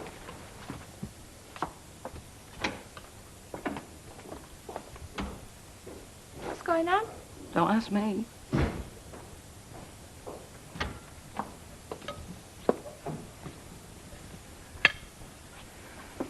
Did you know he was coming? He asked if he could. I didn't even think he'd turn up. So what's it all about, then? Well, I'd rather wait till Andrea got here. She's out. Oh, Mum! There was this old man in the library who... Don't blame me. It was your dad's idea. It was my idea, as a matter of fact. Mr. Clayton said it'd be all right if I came. There's something I want to say to Andrea. Told you, Terry, there's nothing to discuss. I think there is. Now, you know what money does for you, don't you, Mrs. Ogden? Gives you freedom to choose. Now, as I see it, you've got a lot of options open to you. I have. Indeed, you have. Got grandchildren, have you? Oh, yes, two, Damien and Jane. They live in Chesterfield. My son's got a very good job down there. Chesterfield, well, there you are, you see. Now, with money, you could buy yourself a little place near them. I mean, I bet you miss them like mad, don't you? Or have you ever thought of the seaside, eh? Nice wee flat by the sea, Blackpool, say, or Morecambe. Not half as mucky as it gets round here. I can see that you're a very house-proud woman, Mrs. Ogden. And just think, only have to dust once a week instead of once a day, eh? And all that sea air to fetch roses back into your cheeks. Yeah, but I don't know anybody living in Blackpool. Oh, no, but I'm just saying that with money now, you've got options. That's if you accept Mr. Roberts' offer while it's still going. You mean he might change his mind? Well, he's a cautious man. I mean, it worries him, big investment like this. I mean, he could get cold feet. I mean, it is a gamble for him, after all. Not such a gamble. Once the redevelopment gets underway, the local trade will boom. What's this? Well, you tell her. I'm right at her. Which is why Roberts and no one's going to back out. Yes, well, it's possible, sure, but, I mean, well, you know these multi-million-pound schemes. I mean, anything can happen. I mean, it could be a lot of planners pie in the sky. But I'll tell you what. Now, I shouldn't really be saying this, but, well, I like you, so I will. Now, why don't you tell Mr. Roberts that you'll accept 14,000 and not a penny less? Now, I have a feeling that if you push him, he might just go to that, but that is absolute top whack. And just think, £14,000 and you can be round the corner permanently from little Daniel and Joni, eh? Damien and Jane. That's right. Now, what do you say? Well, I'm sorry, Mr. Pringle, but I'm afraid it's quite out of the question for me to give you an immediate answer. In the light of what I've just been told, I shall have to think it over for a bit longer yet. I see. Well, don't blame me if the whole deal falls through. You'll never get a better offer. Thanks, son. Oh, dear. Why, no, dear. You did brilliant, then. I don't think Mr. Baldwin could have handled that shout better. I'm proud of you, Mrs. Ogden. Oh. I know you don't reckon I'm up to much. Terry. Well, it's okay.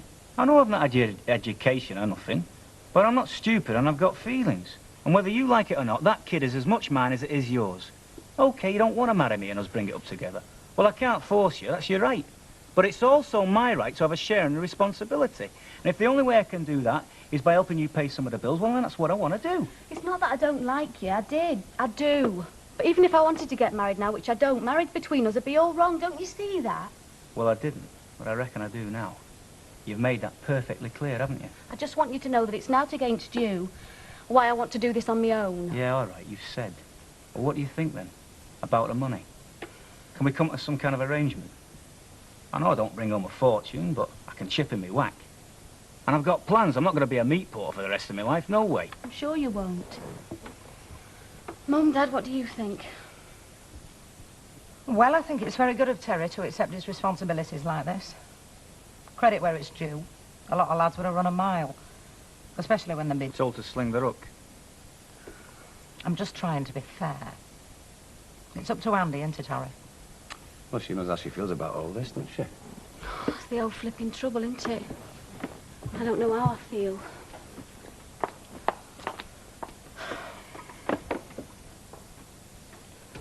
She'll not change her mind, you know. All right, Mrs. Clayton. Any road.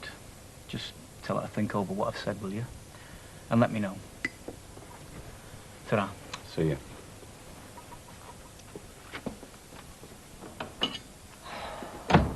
Kids, Well, I'm fed up now. Take us out somewhere. Where do you want to go? Typical, isn't it? They always shove decisions onto you. Your wife wants to be swept off her feet, Jacko. So, all right, I'll sweep her off her flipping feet. Where do you want to be swept to? Anywhere, so long as it shows you've put a bit of thought into it. Yeah. What you've got there is a vulnerable, dependent little woman who wants to lean on you as the big, strong man. Mother, where is she? I'll sweep her off her feet instead. I'm not going above £14,000, Les. Come hell or high water, that is my absolute limit. You won't need to. She'll sell. Well, not according to what you told me she said tonight, she won't. She's just thinking it over, that's all. Ah, she could just as easily say no as say yes and all. If she does, I'm chucking the towel in. I've gone as far as I can. Well, I haven't. What does that mean? Well, it just means that when I put my mind to something, I usually manage to find a way. Well, don't look so alarmed. I won't do anything illegal. Well, I hope you won't.